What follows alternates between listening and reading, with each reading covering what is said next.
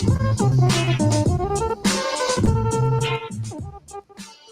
is 9:30, even a little before 9:30 on a Thursday night. Well, it's 9:30. It's 9:30, yeah. On a Thursday night. You're tuned into Beltway Radio and Beyond, which can mean one and only thing. This is Chip Chat. Welcome to Chip Chat, everybody. I'm Chip. Who are you, Tez? You just told him, buddy. All right. Well, we're back. Yeah, we are back. We were off.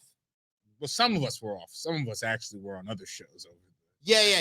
You and Brian did a show together over the holiday weekend. And two keys. But I was out. Yeah, you were out. Yes. I was on daddy duty. Yeah.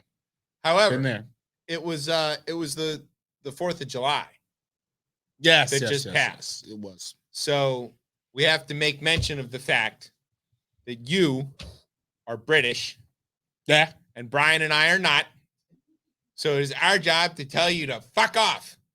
Happy Independence Day.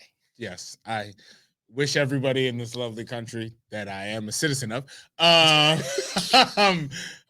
hope everybody blew up a piece of their country over the weekend. Several, in fact. Yeah. And I didn't JPP myself. That's all good 10 too. fingers, still good. I did have a little scorching on the lighter thumb, Yeah, well, That's all right. It's a hazard of the job. That of course it is. I mean, that's like living in America. Yeah. Hazard, just a hazard of the job of living in America. It's a hazardous job. It's just a hazardous job. More so for some people than others. As we saw over the anyway, yeah. We're going to talk about we'll get to that. We do have a special guest this week. MLLN is going to be joining us. Yes. We are going to be excited to hear from him. He sings better than all of you. Yeah. You included. Yes. You're a real singer. I'm not a real singer. No. Well, you're a vocalist. I guess. I mean, yeah, I guess that. Yes, I would write things down, and then but then you say them into the microphone. Yes. Otherwise, nobody would know that you wrote them down. This is true. That's how that works. But yes. All right. Tremendously. So we're gonna talk to him about all kinds of stuff. Also, there's gonna be some soccer because CONCACAF going on, qualifying and or group stage, I should say.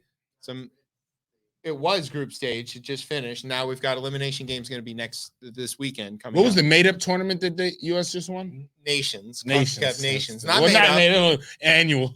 No, inaugural. Excuse me. Right? Isn't it it's the sort first of one? like World Baseball Classic, but in soccer. Okay. There you go. And it's fine. Yeah. And it's good. It's another thing we get to win. Get those reps. Hey. You guys should be thanking Arsenal. I don't know if we should be thanking Arsenal. I mean. We should be thanking for Turner. You mean? Is that what you're? No. What's his name? Balogun, who switched over from. Oh yeah. Well, and all right. Anyway, there's going to be soccer talk. We can do that later. We can. And shout out to Jamaica. Yes, they did well. They're out of the group. They're with us in the same group, so they're out of the group. It's funny the other day. I have the new Jamaica kit, and I was wearing it, and I was walking to go to the bank. Or to ATM, and next to the ATM was a Jamaican food spot, and I could see everybody looking like I was gonna come into the Jamaican food spot. Because you're wearing the kit, and then I went to. Then ATM. You went to the bank and said, and back because I'm really Jamaican and I cook my own food. That's right. Noted Evertonian Damari Gray, several goals for Jamaica. Yes. So we just want to make sure that everybody knows who's winning. If you are watching on the show tonight and you'll notice that I'm in my Cuban outfit. Yes, he is. This is not going to play dominoes. This is not in honor of Tez or anything like that. It is because the DC area is currently as hot as Havana. It is tropically hot. Yeah, what they say this is the whole world though. This is the thing. Everybody's talking about the last 3 days were the hottest on record. In the world. Average temperature, if you take the whole world. What's going to be really crazy is this is going to be a record every day. We'll look back and be like, oh, those were the coolest days that we had in 100 years. It's the coolest day since 2024, whatever year it is. Yeah. I've been trying to tell you, since you've been on this show, I've been yelling, screaming from the look at those dead ass birds. And again, we're getting really close to look at these dead ass humans. Yeah. Well, we're going to buy our way out of it because we're America. That's what that whole holiday was about. Yeah. Yeah. We'll see. Okay. Anyway, what will happen? buying our way out of it? How does that stop the smoke that will be making its way here We're gonna again? put up a wall or something. I don't know. Yes, I was thinking about it over the weekend that like, oh, it's very smoky here, and this is a product of climate change. Your house stinks. So the only good way to solve it is to get giant diesel-powered fans to blow that smoke back to Canada, where it belongs with those French people. Yeah. It's Quebec smoke. It's Quebec smoke. Yeah. It's got a bad attitude. France wants all the smoke at this point. Well, they cooled down a little. A little bit. You see? I mean, they're people. You always have jokes for them. Their people are a lot more rugged. These aren't real French They're people. not. Exactly. Yes, I get it. I get These what you're are saying. imported Yes, French people. Yes. But they live in France now and have for several generations. But the thing is, though, I feel like anybody who has either been imported into France or France has colonized their poor islands. I was being generous. Yeah, I know. Sure. I feel like they always embody like the revolution spirit more than like they always flip it on the actual French. Yeah. It's always like, oh, you taught us this language. And it's always used for like guillotines and shit. All right. We can get down. By the way, get off our island. Exactly. Yeah. That's the whole story of Haiti. It's like, oh, this pamphlet about my Martinique is in the middle of suing France for reparations. Yes, yeah. They lost, but they tried. Speaking of reparations, I heard that's going to be a Time cover coming real soon. Is it? I think that's on is the cover Donald Trump going to be on the cover of it too? That would be hilarious. That'd be really funny if we got reparations for Trump. Yeah. This is the damage he did. Yeah. All right. Lord. How many boxes would it take? 64, I hear. Yeah, about 64. Just a fail. All right. You got a word? Do I have a He's word? filibustering. Yes, this is always what I'm doing. I'm always filibustering. He had so long. And he can't come up with it. I got one. Okay. Just random. All right, let's see. So sit back, grab some keypads. It's Independence time. You're listening to the best show, the only show on radio.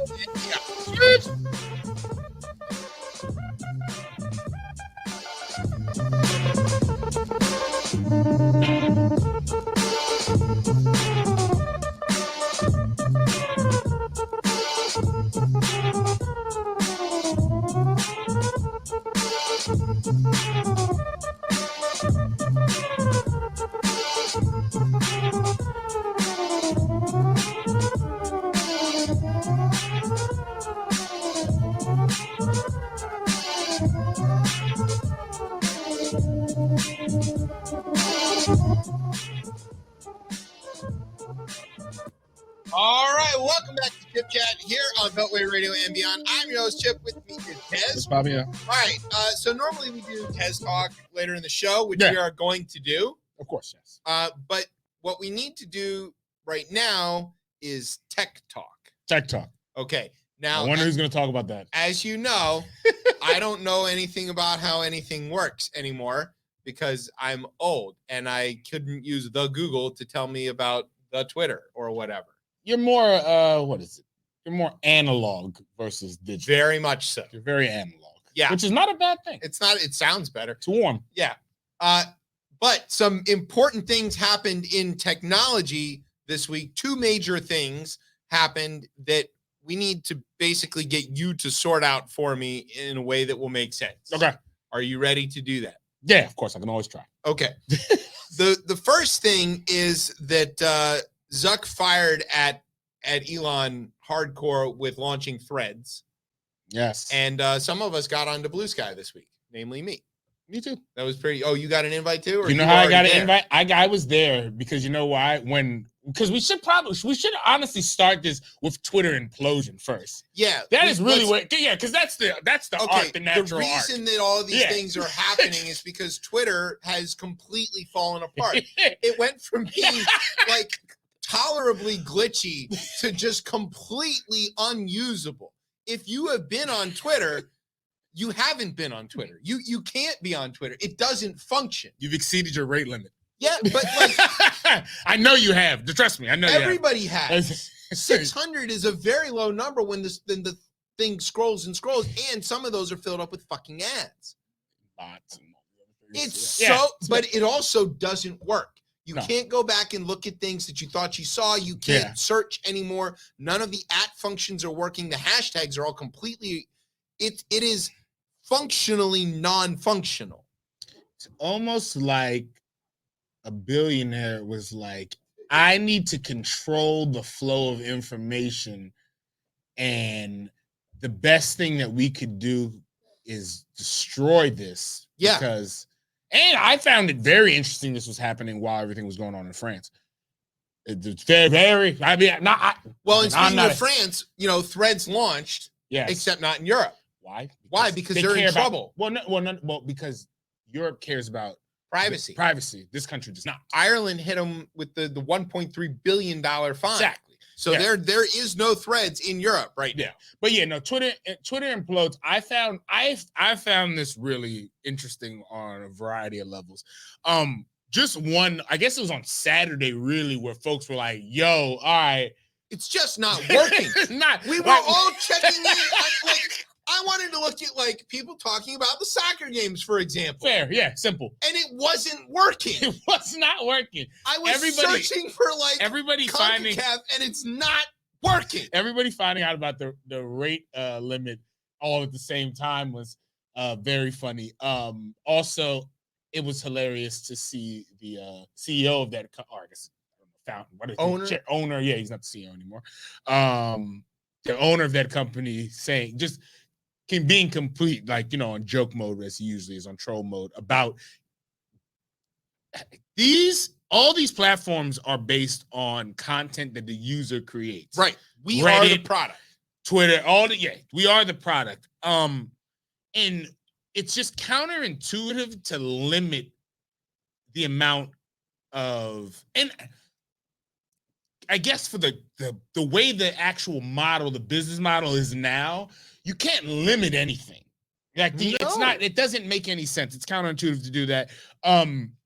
Twitter implodes there. And at that point, watching everybody start to disperse, shout out to a friend of the show, J. Scott Smith, who was out. He was early. He was like, "Here's my blue sky. I'm out." Yeah. He put it, and then I was like, "Do you have an invite, brother?" And he said me one on Saturday. Yeah, so exactly. Thank you. Thank you so much. He's not just a Murrow Award-winning journalist, but he's a humanitarian. Because it did rescued you. It felt like I was like, nah, I'm good. And my cousin helped me out. Yeah, I was like, yo, I'll take the hand up. I'm good. Yeah, I'm good on this right now. There's really no reason to be here. I thought it was interesting as well too. I guess the other one is Spill, which it seems like a bunch of Black Twitter moved to Spill. Yeah, I don't think is it functional though? I heard it was glitchy. I haven't been on it. I don't know. I think that's another invite. And I think let's be very clear. Threads, there's Black Twitter, right? Yes. If they don't call Black Threads dreads, they're missing the mark. God, no, it's so obvious. It's right there.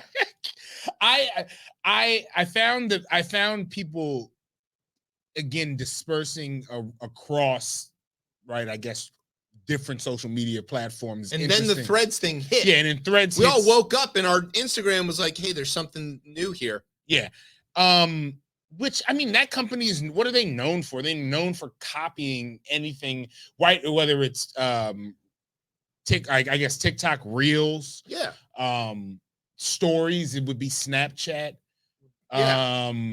So this is how he follows, Mark Zuckerberg follows, I guess, the philosophy of the best artist trace. That's kind of his. I mean, to be honest, from a business perspective, I don't really see anything wrong with that. He's not taking the risk. He's buying the companies when they do well with WhatsApp or whatever. With WhatsApp and Instagram. He didn't buy Snapchat. He just stole it. Well, but he kind of stole the feature, and he kind of made a safer, less weird version of it. That's always what I think of. Facebook's version of things when they steal it is a little tuned down and a little less avant-garde. I find it the complete opposite. I just find that they're able to collect more data. I think you see by Europe not allowing this, and kudos to Europe for having a better method on. They don't have a First Amendment. I mean, but that's how they can get away with it. But they move. But again, this government, if they chose to, could come up with some type of regulation around privacy. They couldn't, and that's what around we want privacy. To talk they about. could. But I guess to close this thread, If you do it, it's a threat. It's a threat. I'm not giving. If I do it, it's a threat. No, for me, I feel like Blue Sky is where I'm gonna hang out because right, what are we doing? We're just picking our overlord of which overlord do we want to go with? Yeah, do we want Blue overlord? Sky feels a little safer. Blue Sky feels.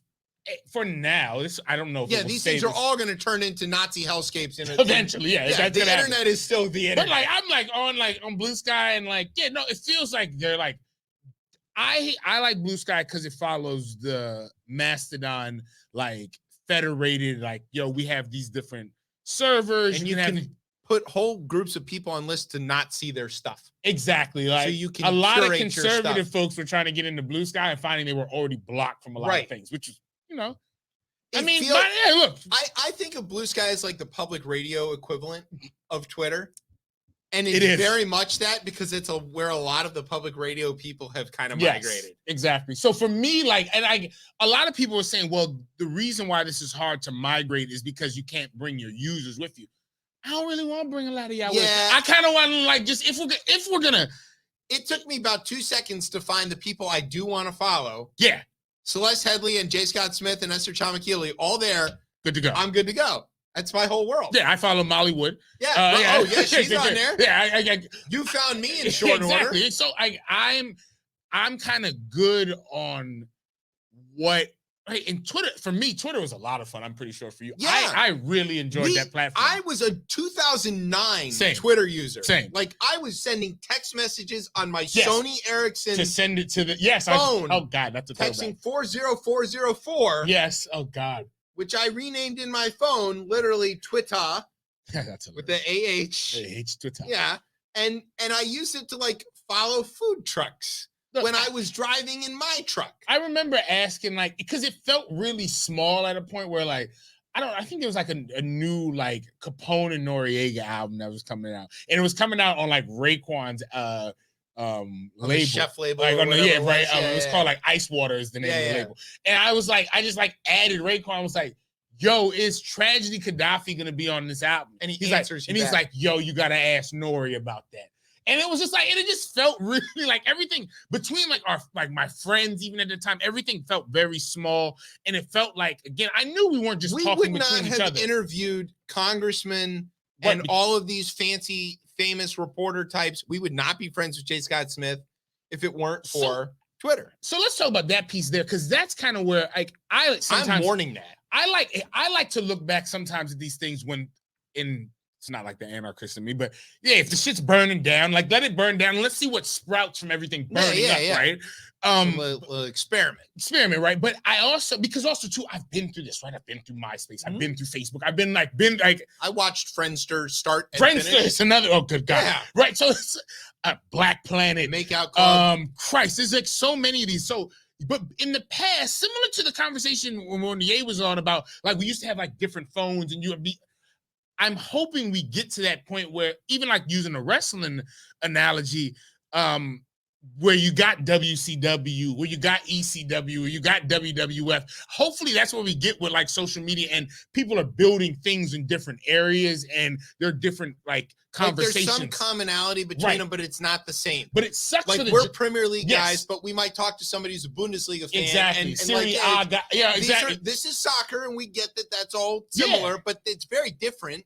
Yeah, speed of play, different whatever. Flavor of game, So, but I think for the journalists, it does seem that Twitter, we put all our eggs in that basket. Yeah. And I think that is not smart in general, but I get how that happened. And it happened organically. It happened and it worked, right? It's a platform. It worked. And remember, this platform, out of all the other ones, really small user base. Everybody who is on Twitter thinks everybody else is on Twitter, but they're not. Right. It's such a small user base. And I think that it being so small is what made it, it's what made it kind of move and operate organically, but also at the same time be able to start movements like the Air Spring. It felt kind of accessible too, but it was when I saw that people in Iran were using this to beat the censors. Right. That I joined. I said, this isn't stupid anymore. This is real. Yeah. And it felt nimble and it felt smart and it felt inclusive, and then everything else on the internet turned into Nazis. Right, which we know is going to happen. So it's fine. Like, and that's why I kind of enjoy Blue Sky at this point, because Threads feels like, number one, it's just going to import everybody that is on my Instagram feed, and like Instagram at a certain it's point. also kind of like the algorithm's a little like confused. It hasn't figured out what I like yet. Yeah. So it's just showing me a bunch of random shit. Whoever goes on there, let me know. Eventually, if like I'm compelled to get onto that one, I'll go on there. But I'm like it figured out I like basketball. Oh, did okay. Okay. Well, I mean, so then it's like, so we think you like shoes. And I don't care about shoes. You don't. And then it's like, well, he does have one pair of pennies that he wears. I wore them out. Oh, they're gone. Yeah, they're well, I still have them, but they can't be worn. Okay. They're worn. I have my old pair of Irisons that I wear when I gotta break somebody's ankle. Okay, there we go. But they have a purpose. There's a They're purpose. like my work boots. You know, I wear them when I got to do something. Right. But yeah, so like then it was like, well, you like basketball, maybe you want to watch Shaq DJ.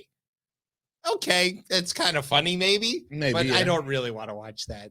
No slight to Dr. Shaq Diesel, the DJ. Yeah, no, he's adding yet another title to his resume. I don't know how this guy has. He packs shows when he DJs. It's kind of crazy. It's cool, but I don't personally want to see that. I do want to be friends with Shaq. I just want to read stuff. Yeah, I don't want to videos. That's why I can't get down with TikTok, because I don't want videos. No, it's just give me words. All I want is words, nerd, and like maybe a meme GIF or meme every now and then. Just work on that. All right, so let's talk about some words, though. Yeah, this one's okay. This is a thing that I read it when it broke, and I thought, this is like 3 stories down on the front page. This is probably not a very important thing. But then when I read through it, it's a little. I thought this is kind of very, very important. So here's what I understand, and then you're going to tell me what there's more to understand. Mm-hmm. Number one, this is yet another case of good judge shopping by the conservatives. He did well. Back those courts. Man. There were 2 attorneys general that from red states, from Louisiana, I think, and Missouri, maybe. Does that sound right? Yeah. Who found them a federal judge who was willing to put this injunction to stop the federal government from talking to tech companies. Yeah. And it's a very wide-ranging blanket injunction. But super broad. From what I understand, what the federal government was doing that they objected to was alerting the tech companies, Twitter, Facebook, and others, to violations of their own terms of service. Correct. They were not calling them and saying, we don't like what you're posting. Well, what people are posting on your thing. They were saying, hey, this post that says all of this harmful stuff seems to violate your own rules. Could you take a look at it? And what the judge's order said is they can't talk to them at all. Right. And the case that the attorneys general made was that they seemed to only be censoring what they called conservative perspectives on things. But what they really mean was anti-vax, chloroquine, whatever, hydroxychloroquine nonsense. You combine 2 of them, I think, right? Yeah, and like and insane voter conspiracies and stuff like that. All of the things that aren't true and also aren't conservative, I would point out. And they're saying that, remember they were all worried about the shadow bans and all this stuff? Yeah. They think that there's this bias against conservatives on social media. And we found out from Elon's own Twitter tapes and all this other stuff that there's actually the opposite. There was this bend over backwards to not present this bias, even though it is mostly the things that the people who are on the right, I'm not going to call them conservatives, but people who are on the right are saying that violate terms of service. They are trafficking in misinformation. They're trafficking in dangerous conspiracies. They're trafficking in things that are flatly, disprovably untrue. Right. And so they're mad that they're not getting to say them more, I think, is the thing. So do I have that? Do I understand the basics of this? Yes, that's completely correct. I found it interesting that I think in the ruling, I guess it's not even like a ruling, but I guess it's a preliminary injunction, which means that the judge says, this is the part I do know about. Yeah. If the judge gives a preliminary injunction, it's because he thinks that there's a chance that the plaintiffs could win on the merits of their case. They have not actually argued the case yet. They have just submitted the case, and the judge is like, whoa, this is so dangerous. We got to put a stop to it while we adjudicate this. I mean, this is going to get flipped upside down. They're going to, first of all, the way it stands now will not be the way it ends, right? I mean, even in this specific injunction, I think around national security, that got an exemption, obviously, on there, even though they don't want to stop. National security would be the people who are saying that the election is stolen. I mean, that is a national security issue, is it not? Yes. So I think as this makes it, because this is going to get, I mean, the Justice Department isn't just going to stand for this. No, they've already said that they're going to appeal. The case has not actually been argued yet. But even if this goes through. And this is a district judge, so it's still got to get to the circuits, and it's going to rocket docket its way, I'm sure. But when it does, you'll see that it's not going to stand where it is now. There's no way, because essentially here, no one is telling them to change the content to even take it down. So that to me would be they're claiming censorship. Is this censorship? I don't find this censorship. I don't find this censorship for the sheer fact that the United States government isn't we're just saying, hey, do you want to look at this? Do you want to take a peek at this? Because we've looked through your terms and agreement, and this is in stark violation. And we know you don't have enough resources to police everything. We're going to look at it some for you. Yeah, and some of these companies are going to be like, well, it's probably still giving us ad money, so who cares?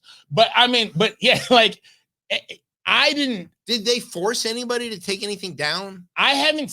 I've never seen censorship. I've never seen the federal government do that. I don't think they can. They can't. They cannot do that. There's no mechanical way to do that. And then also as well too, I mean, these companies are always going to be protected by Section 230 in a sense, which I do agree. I think that needs to stay in place because you're going to drastically change the internet if you do repeal that or alter that. I mean, maybe there are probably ways you can address. There are probably some things you can do in 230 to again force these companies to do what the administration is asking them to do. But they would make enforce their own law. Like, these are your laws. That's their own rules, but they can make the case that they can change their terms of service whenever they want. And they can, the First Amendment can say, we can't be bound by what we said yesterday. We'll do whatever we want today. And as we learned from the ruling about the Colorado website designer who sued about a thing that didn't actually even happen. That's insane. No, that happened last week when nothing happened. Oh yeah, I forgot the week. We covered nothing. It doesn't even have to have occurred to go make a fuss about this. And we may have come to a point where, and this is where, this is the Joe Walsh thing, right?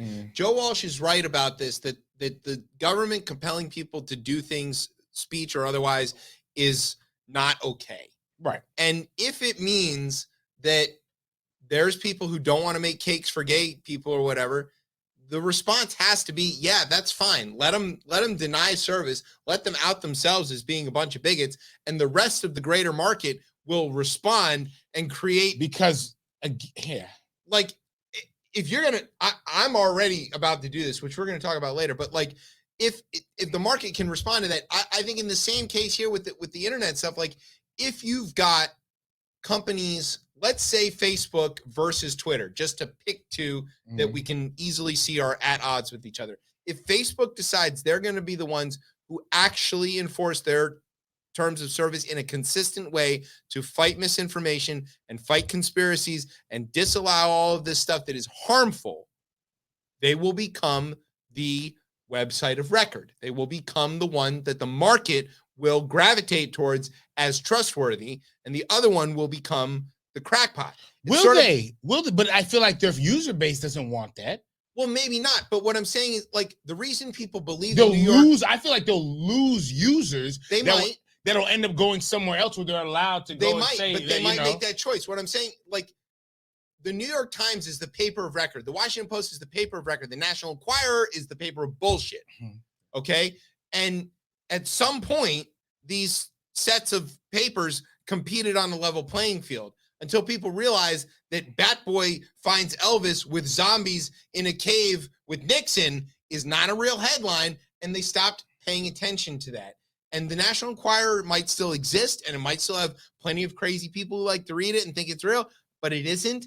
And the stuff that's in the New York Times that they might have taken a hit for not printing Bat Boy early on had risen above that as the paper of record. Right. I'm not saying this is going to happen. I'm saying there's a possibility here that the market fixes this. And from the Joe Walsh perspective, from the people like him, I don't disagree with that maybe this is not the place of government and this is the place of the market to fix. Well, then the argument comes down to these social media companies.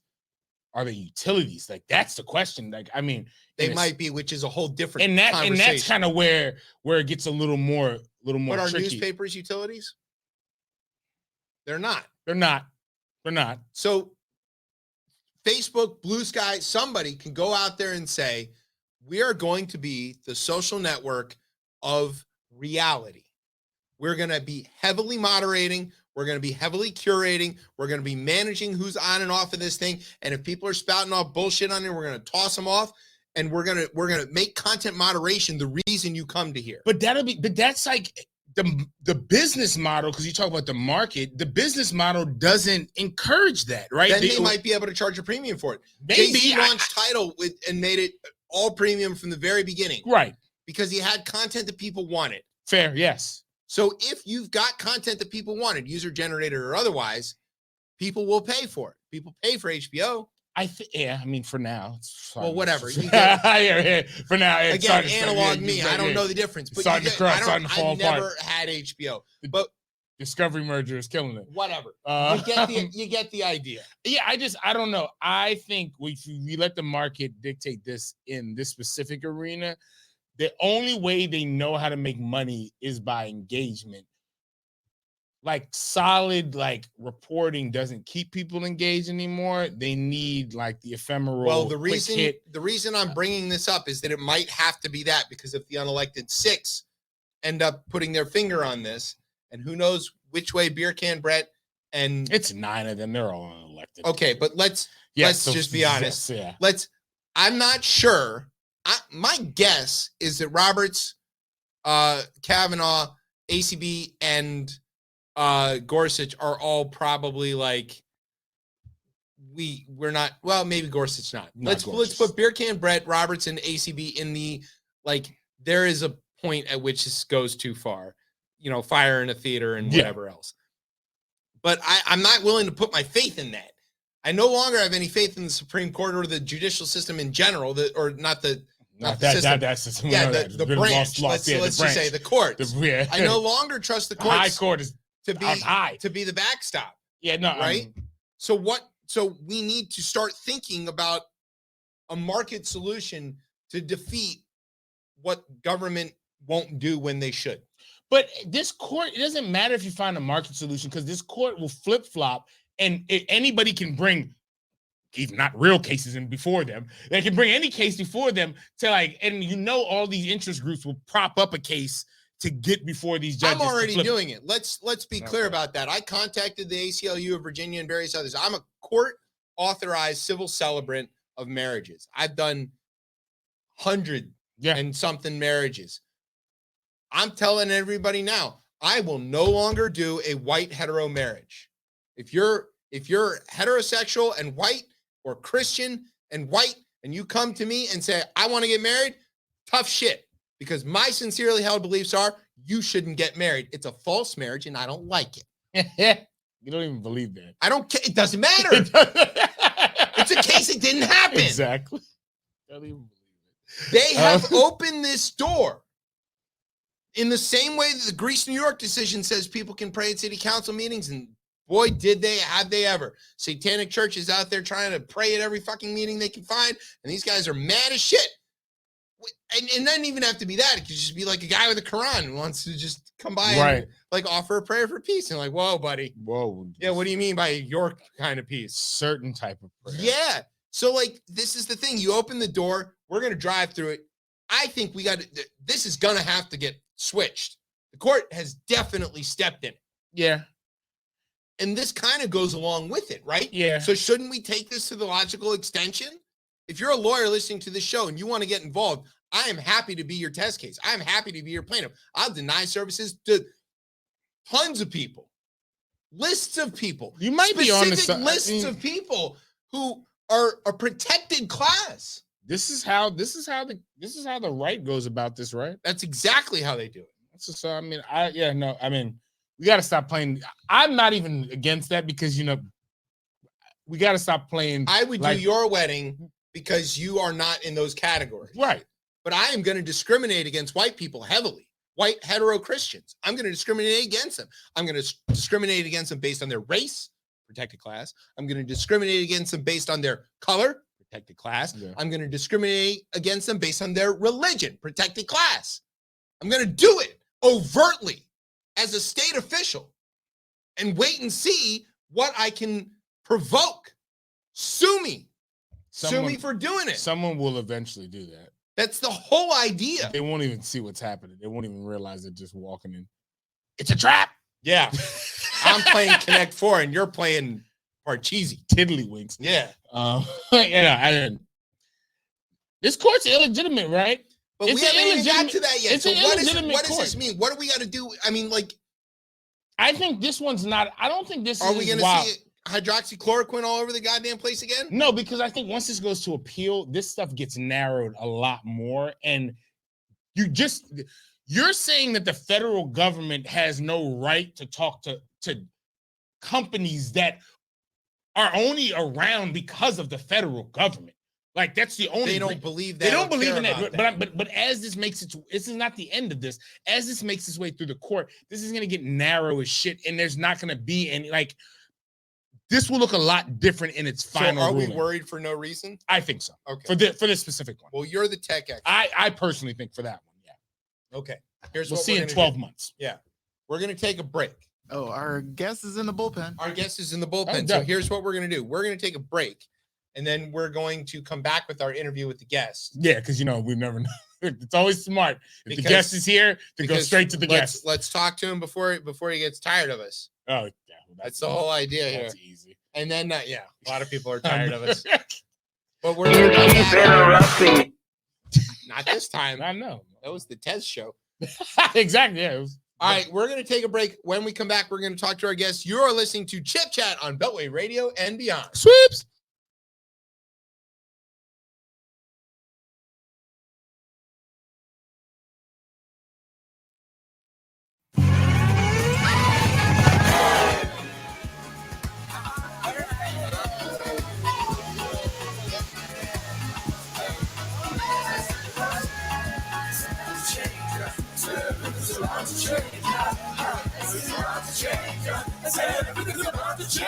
Oh, what a day, got a gig on the way, and my timing ain't good with the hairstyle. Come into play as I drive on the highway, taking wrong turns, it's a reroute. Call a delay, but I'm back in the lane, and I'm hitting 85 on the 8th mile. Meanwhile, my life will never be the same. I said everything's about to change. As I get out the car, I had to park real far. I'm running my ass to the venue. I've been checking my watch while in a new parts. I try to make sense of this hairdo.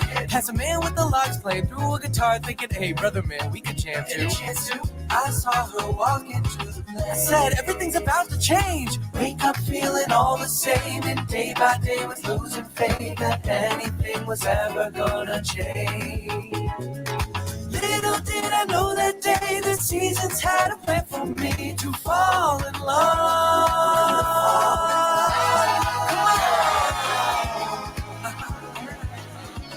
Come on.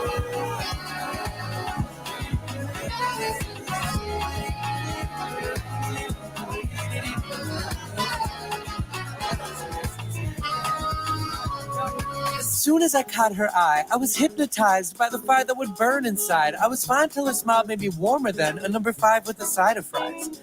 About time I could dream of a better life, trying to find any reason to tell her I like her dress. I'm impressed by all the work and stress that was involved in this evening fest. But look at me, I'm a mess. Who the hell am I to even try going up to this lady? I'm like a 4, maybe on a good day a 5. She clearly is an angel sent from the sky, so bye. Then she walked up to I. My mind was going crazy, was mad surprised. For 30 or so seconds I had butterflies, and that shit sent me higher than the satellite. Checking for my pulse cause my heart is beating much quicker than the bass and the drum.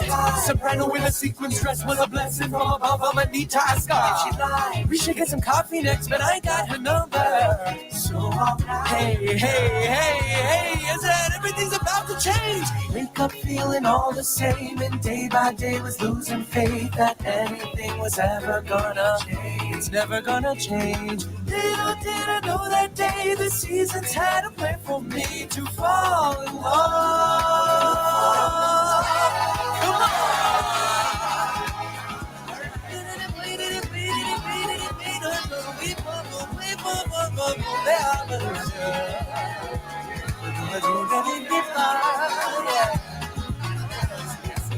Hey, let the horns play, let the horns play.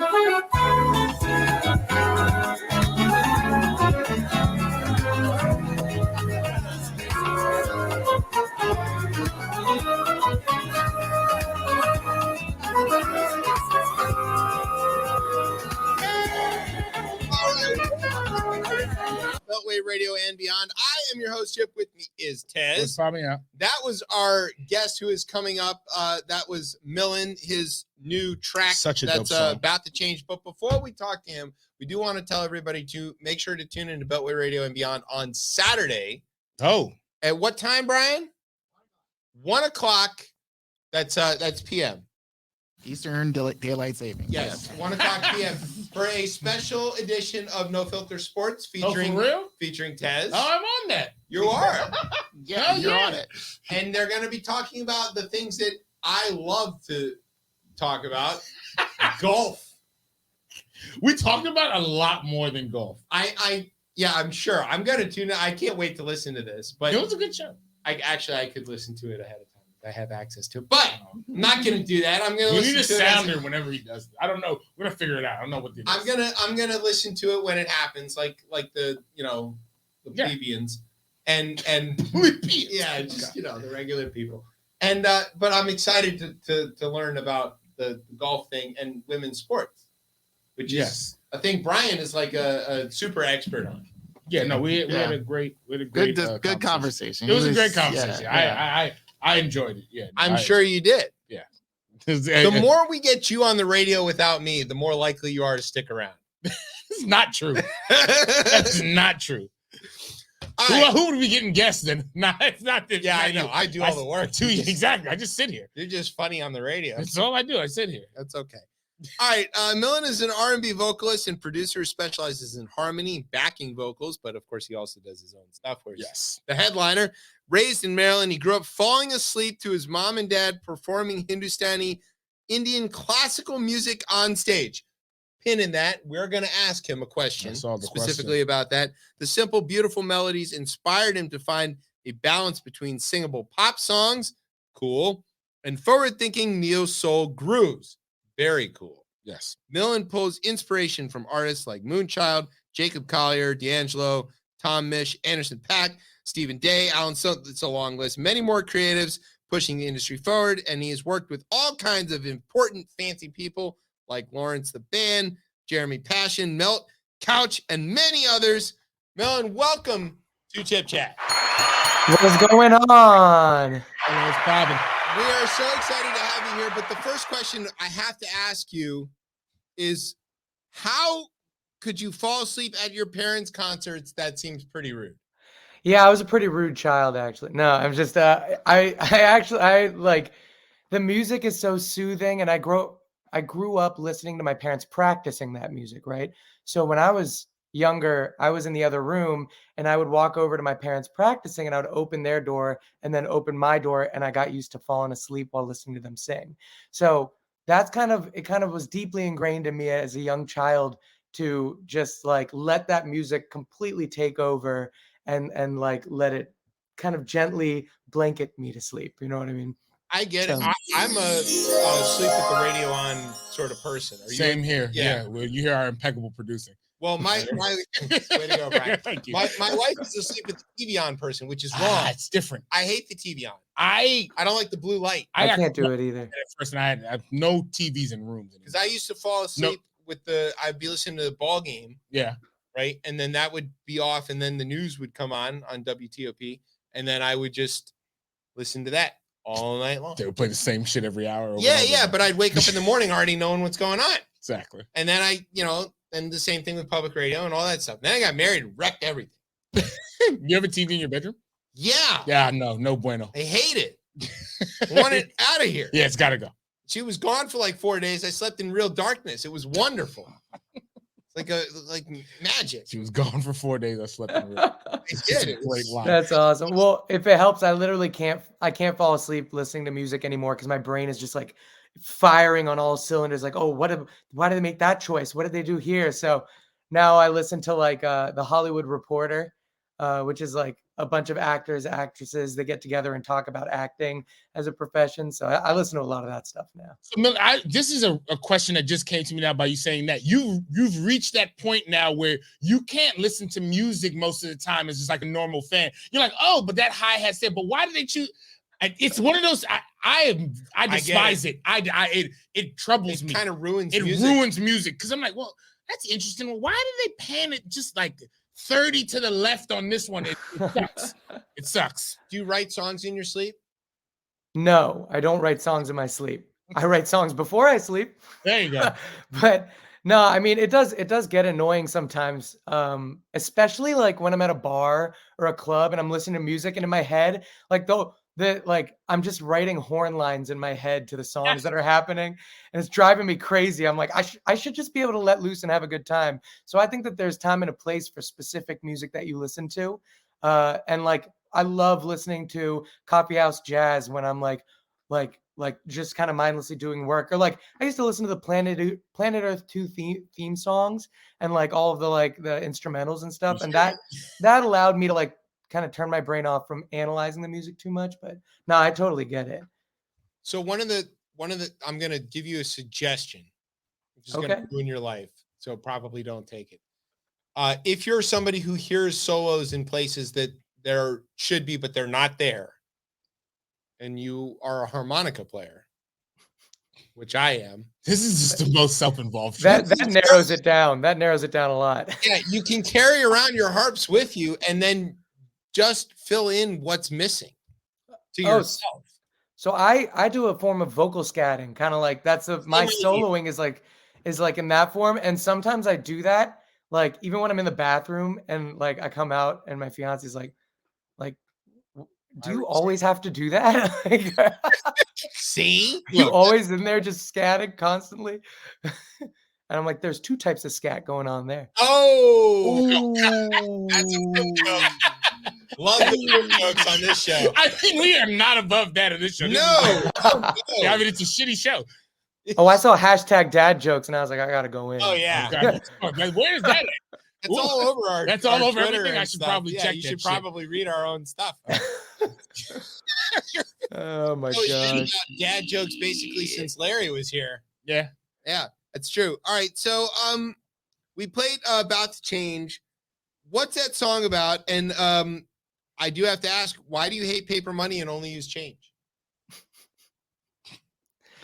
All right, check 2 off the list right there. We did 2 of them. That's 2 dad jokes. We have to meet our 8 dad joke quota. No, About to Change. About to Change is about the first day that I met my fiance. So we both do music, and we were in college and we were both in a cappella groups. And my a cappella group went to her a cappella group school, and we performed at their concert. And so it's basically walks through everything that happened that day. From the time that I woke up late. I missed an exit on the way. I was like a hot mess. I was wearing pajamas. Like it was a mess. And but for some reason, she still wanted to talk to me after that. It worked out. I love the name of that a cappella group. Right? Was it Mama's Boys? We were the UMBC Mama's Boys. UMBC Mama's Boys. And there's was the Towson Trills, right? So it was Towson Trills. Then they went on to become a professional group. They're called the Trills now, and they've blown up on social media all over the place. And so they're doing great things right now. Don't talk down the Retrievers because they knocked off UVA. No, of course, yeah. And I was on campus. I was on the campus when that happened. And I don't know, the Twitter probably doesn't work anymore, but they were great on social media. Yeah, yeah. They're really awesome great at it. They're almost like Wendy's good. Yeah, they're really good. Wendy's good. Wendy's Twitter is really good. Yeah. Was good. So good. So yeah, so you made a bad choice, and she went to Towson, but you ran into each other. That's a good Maryland joke. That's good. Something to that. Yeah, something. And you met doing music, and and now she's famous, and you're gonna be famous, or what's the plan? I'm scat. That's what I am now. I'm just no. There we go. I love it. There we go. You can ask Substantial about this, but once you're on this show, you're about to blow up. It's the Chip Chat Bump. Yeah. I like to hear that. Hey. No, yeah, she's going on doing great things, and it's really great being in a relationship where both of us perform, because she'll come to my gigs and she'll know exactly what I need based on like just what face I made. If I'm stressed out, she can see that and she'll be like, all right, I'm gonna go get him a drink at the bar. Or like if she's like in like hurrying to try and do something, I'll go, okay, give me 2 things from your to-do list. I'll go do them right now.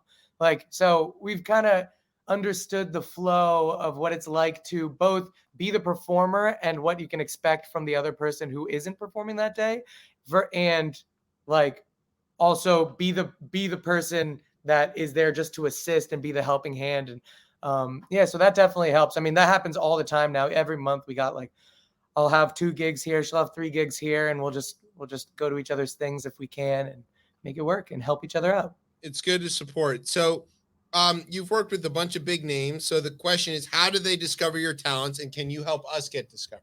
Oh yeah. So there are 3 there are 3 steps to this is 3-step program. Yeah. No, I'll tell you though. I will tell you. Honey. Yeah. So I'm Indian, and a lot of Indian people tend to have very like calculative brains and analyze. So we're not stereotyping on this show, by the way. That was no. That's a. We don't say that on this show, but that's fine. I can say that. The calculating brain is where you went to UMBC. Right. Yeah, it was a calculated decision. I thought that university only exists as a feeder for the NSA. It's a bunch of nerds and computer science guys. Exactly. And me. I'm not lying. No, but so when COVID hit, I mean, like, it was hard. I'm a very social person. I like to hang out all the time. And so it was hard because I was like, man, I really want to see my friends and stuff. But also, like, I should see if I can, like, put all that time and energy I was putting in being social into my music. And so what I started doing was I was realizing that the music that I really, really like, which is a lot of R&B, neo soul, like leaning stuff, and even like Latin, bossa nova, things like that was inspired. Yeah. It's inspired. It's all those things I really, really like. I noticed that the people that really like them on Instagram were most of the time making beats. So there were people like making beats on Instagram, and I was like, nobody's singing on these beats. Like, some people are rapping on them, but like, these are really cool. So I started taking those beats, writing songs to them, and then putting that on my Instagram. And some of those people were reaching out like, oh, nice, you want to turn this into a song? Like, wait, and so I started like getting to meet my heroes in a pretty cool way, and an organic way, because it was like, hey, check out what I musically did to your music and what that could be. And sometimes they like that. So it must be nice to be talented and have respect. Well, I mean, you try every week. I've never had that. I don't know, man. I want to hear your harmonica playing like really bad now. Not bad. It's not bad, actually. I'll attest to that. MLLN, speaking to the production piece of this, it seems like you produce most of the music on this new project, right? Yes. Yeah, totally. And from what I heard, you were able, and you mentioned like the different influences. I found it very unique that you were able to like almost genre hop through this project, but it still sound like very cohesive. And like, what was the most difficult part of producing like your own music on this project? So I'll tie that in from the last answer, right? So I was starting out by writing to other people's beats. And in doing that, I kind of found a good method for what kind of melodies I like, how do I like to infuse background vocals with that melody and things like that. So the cohesive glue to all of it, I wanted to be those singable melodies, right? Something that somebody could get like just jam out to and sing along with in the car. So when I started developing more of like a formula for how I handle my like vocals, I was like, oh wow, well I'm already listening to tons of different types of music, and a lot of my friends that like to listen to pop music or acoustic things that are a little bit more popular nowadays.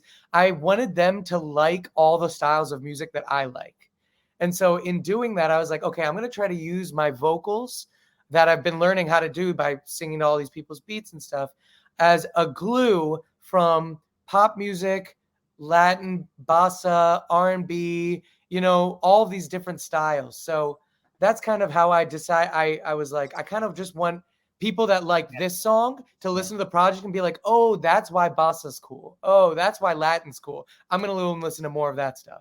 That comes across very like now you say it totally makes sense. That comes across so strong the now. The whole album feels better. Yes, because as I was listening, I was like, "Oh, he jumped to this." Because also, like, we're album guys. Yeah, you and I we talked about this a lot, where we like to listen to things cover to cover. Right. And I think building a good album is really difficult to do and have it be successful, where there's still good singles that people are really into. But that the album works unless it's like a concept album, and that's a whole nother thing. Right. Yeah. That's not what I'm talking about. Like getting a good 10, 12 songs that work together is difficult to do, and especially cross genres. I don't think I would have put my finger on what you just said until you said it. At all, no. But it's definitely now it's all there. And because what I was hearing was like similar key. So like one of the ways because I'm always listening for what key is the song in, right? Because that's a big thing for harmonica players. Always want to know what key it's in. Totally. Which harp are we going to grab, right? So like I'm always listening for key, and like I'm listening for across an album if there's a key change that makes sense. And I thought I heard that, and now I realize it was your voice that was doing that. Interesting. Wow. And I should have picked that up, but I didn't. So now I feel no, you're not wrong. You're not wrong. Like I was very conscious of that when working on this album too. I was like, man, like, there are moments where a melody, like a song ends with this melody. That melody could work in a very like similar key. So it'd be cool to incorporate that melody in the new key to start the rest of the next song. So when I was working on this album, actually, there was my first thought was I want to work on the first song, and then I want to finish the production and the writing to that first song, and then I'm going to listen to that first song and then let it be silent right after it and listen to, okay, what do I want to hear next? Yeah.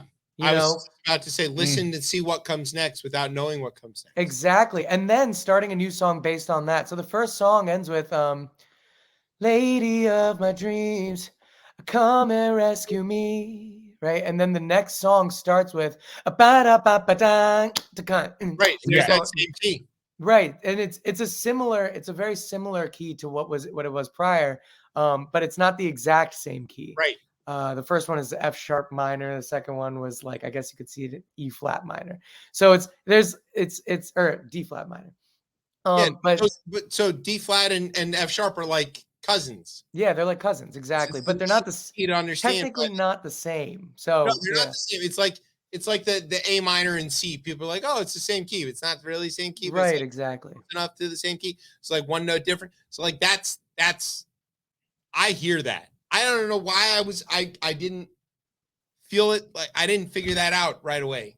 I feel dumb for not figuring it out. No. Because people that listen to albums are people that will care about knowing that or learning about that. Yeah. People that don't listen to albums but might want to listen to this album through, or maybe listen to the first couple of songs, might get that in a subconscious way. So it's like having to cater toward people's subconscious that don't know what's going on, so that they're like, oh, I like that. That was a cool transition. And then there are people that are like, oh, like, what was that transition? Like, I want to know. I can tell that they're similar keys. I can tell that something's going on. Best albums are the ones where people, when they're singing the song to them, or like, let's say one of the singles comes on the radio or whatever, and they're singing along to it, and it ends, and they start singing the next song that should be next. Yes, but it doesn't come up. But it's not there. Yeah. That's how you know you got a good record. That's right. And that's the thing where the continuity of tone and key. It's a good observation. Wish I had figured that out earlier. Millie, can you tell me about a song you made where you personally saw or like heard your own growth as an artist? Like you're like, oh damn, now I've seen where I was here and now I've leaped here. Yeah, that's a great question. Yeah. And honestly, when that moment happens, I go, I gotta write an album. Because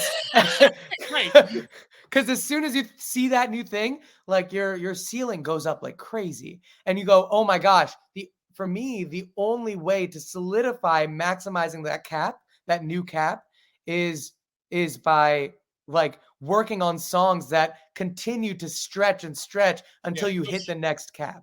So for me, that song for this album, the first song that I worked on for this album was See the Light.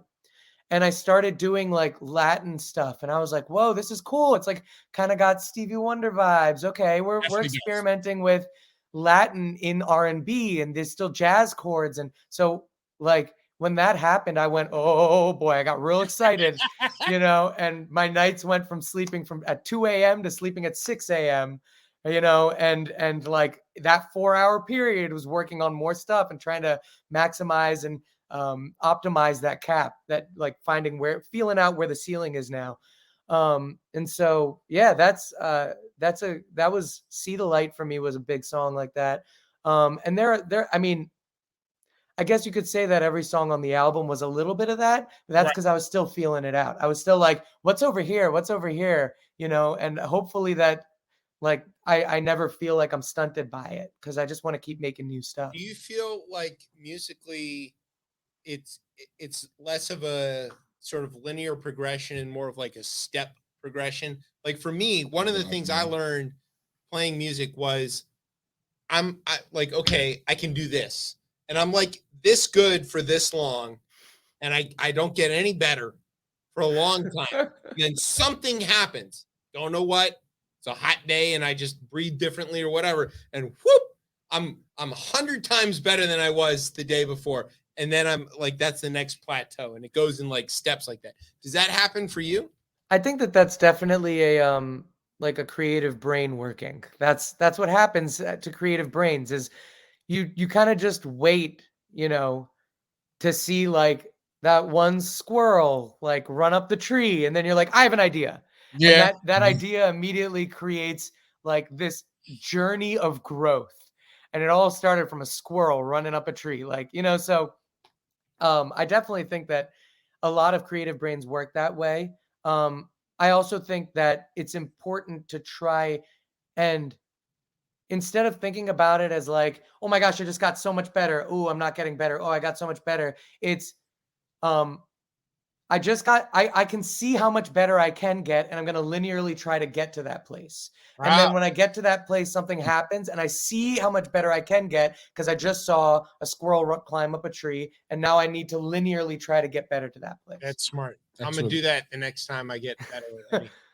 Yeah, because I don't think I just like wake up and I'm like, wow, I've just got 3 times better at guitar. Like that doesn't happen. It's like, I heard that solo, and now I'm just like, got to work on it. No, it's definitely how it happens. Okay, anyway, go ahead. All right, Miller, what does love mean to you? Ooh, that's crazy. That's heavy. That's a whole shift. How you just playing? What? Don't look, man. This is like Terry Gross on Fresh Air, yeah. Yeah, that's too good. What does love mean to me? All right. This album is about love, right? This album is definitely about love. I'm not giving you the records in advance anymore. You ask so much better questions than I do. You know what? If you want to know what love, like how I would define love or what love means to me, listen to the album. Yeah, I'm gonna let you ride out on that one because that's a good answer. You're gonna get a sneak out of that question. They're layers, man. They're layers. There are 11 tracks of layers to that question. That's right. 11 steps to love. Go buy the record on Bandcamp, by the way. Yes. Yeah, please do. All right. So, I don't know if Substantial, who connected us, told you about what's about to happen to you, but are you ready to play this game that we call Florida or Not? It's actually called Florida or Nah. Ooh, voice acting. He wasn't acting. He wasn't acting. This was several years ago that we He's been on the show a lot of times. And at one point we were like, "Are you ready to play Florida or not?" And he said, "Florida or not." And to correct us, because of course he's a teacher and he knows he's like, "Nah, it's not." No, it's not. You need to put a T. It's NAHT. Yeah. So he knows better. But anyway, that's what he's famous for now. I don't know if you knew that. He won several Grammys for that sound. "Florida or not." That's right. Just like that. Oh my gosh. So are you ready to play this game that we call Florida or not? I don't think I have a choice now. You played the audio like 3 times. Disconnect and you can just disconnect. No, you don't have a choice. Play it again. All right. So the way this works is we're going to read you a news story with the locational details removed, and you have to determine if this happened in Florida or not in Florida. Okay, let's do it. You sound ready? Yeah, there's a question mark. Ready. You sound ready? Question mark. Yeah, let's do it. Yeah. Clip that. I don't know where you use that, but do you sound ready? He's talking to himself, obviously. You sound ready? He's not talking. You can't be talking about. Do you feel ready? Do you sound ready? Please sound ready, please. Are you ready? That is usually what normal non-robots say. All right. This has become an AI show. Elon programmed the show. He's like, please sound ready, please. Yeah. It's golden. Anyway. All right. Are you ready? Yes, let's do it. All right. A man is going to prison for running a cow dung to green energy scheme that authorities say was a load of manure. Oh, God. That's the whole story. That's Florida.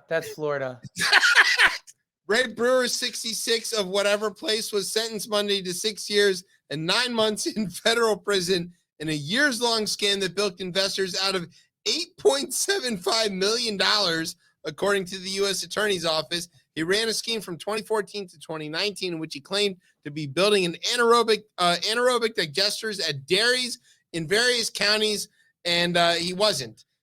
Brewer told investors that he would turn cow manure into methane that they would receive 66% of net profits and tax incentives. The prosecutor said 66%. Yeah, it's a pretty good investment. Yeah, we'll give it a shot. On tours of dairies that he allegedly planned to build the digesters at and claimed to have raised millions of dollars for the work, he sent them forged lease documents with dairy owners, fake loan agreements with banks, phony contracts with multinational companies, and bogus pictures of the machines under construction.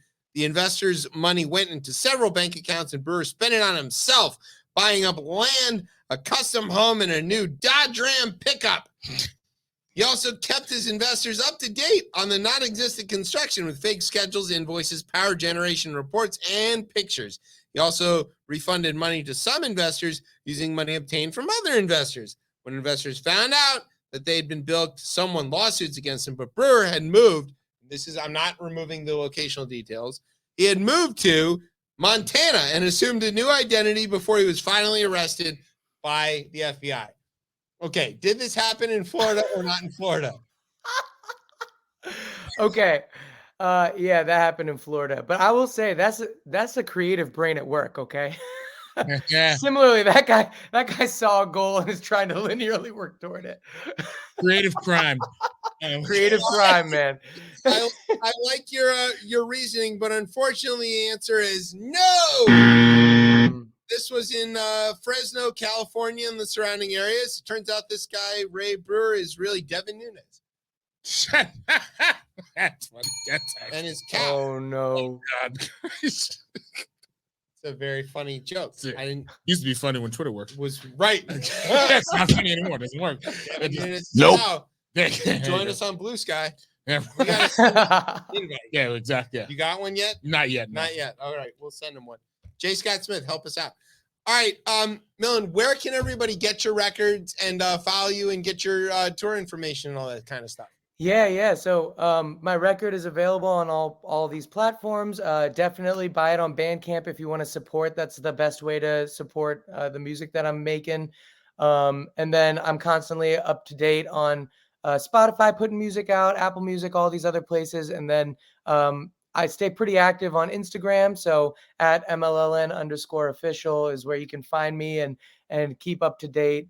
And yeah, I got a lot of projects coming out soon, a lot of collaborations with artists that I'm extremely, extremely excited about. So yeah, stay tuned. I will continue to remain active. All right, let us know when you've got new stuff coming out, so we can have you back and play the tracks first before you put them out to anybody else. So we want to get. Ooh, okay. We'll see about that. Yeah, thank you guys for having me. He hasn't asked yet, but whenever you shoot a video, Chip wants to be in it. Well, if he wants to get famous, Jesus Christ. Listen, I have a track record. What can I say? Listen, just tell me what keys your harmonicas are in, and we'll see if we can make something work. Every key, minors, flats, all the stuff, whatever you need. Oh man! All right, we'll see. Yo, we'll see what we can do. If you need a Jewish guy cosplaying a Cuban like it's Scarface, you got him right. First of all, Pacino's Italian. But no, you have Al Israel, who is what's your name inside. You know, that just set my new bar. I'm inspired now. Let's do it. Let's make it happen. It works. It's good. Yeah, exactly. Yeah. You should have seen a couple weeks ago when we explained how to get locks without spending what it costs to get buried at the Titanic. That is true. Look. It's a whole lot of things. We do a lot of explanation. This show is insane. It's probably not listen to it. No one does. Nobody does. It's fine. It's always 3 listeners. Florida or not. There you go. All right. Here's what we're gonna do, Melon. It's a school night. We know you got to go back to writing a million other songs. It's and a camp night with summer. It's a whatever camp it's night. all the same. It's not. Camp. He's doing important stuff. He's writing records. That's fair. You're not writing records. I'm not. You haven't written a record in a long time. I have not. I've been on this That's damn. You got on this I've been show. on this damn show. That's one record. He gets on the show. Now he's not writing any more records. No, why not? Not useless. Exactly. I always wanted to do. It was at this moment he knew. I never wanted to do fucked records. up. I just wanted to. That's right. All right, Dylan. One more time where everybody can follow you on the socials, and then we'll let you go. Oh my gosh, you guys are a trip. Yes. Yeah, I'm at MLLN_official. It's my name, Millen, but without the vowels. And yeah, find me all up on there. I'll be posting. I'll be active. Got lots of music coming out. Go listen to the record. It's called In a Day. And it's got it's you know, I poured 2 years of my musical life into it, and I think it's some of the best work I've made, and hopefully I keep striving to make better stuff just for everybody to enjoy. So thank you guys for having me on. I really appreciate it. No, We really appreciate it. Really all right, we're going to album. play one of your tracks, and we're going to hit a break. please You're do. listening to Chip Chat on Beltway Radio and beyond. Sweeps. Woo.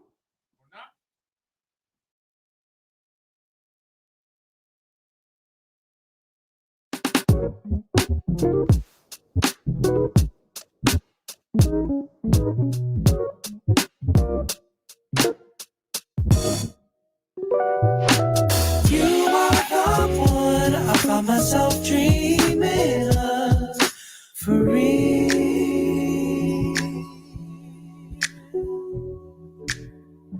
Ooh, baby, I feel like a new man. Too crazy. Should I tell her it's my first time? I'm not used to walking around in a new way. Two-step, my feet repping a new way. I'm feeling like I could fly.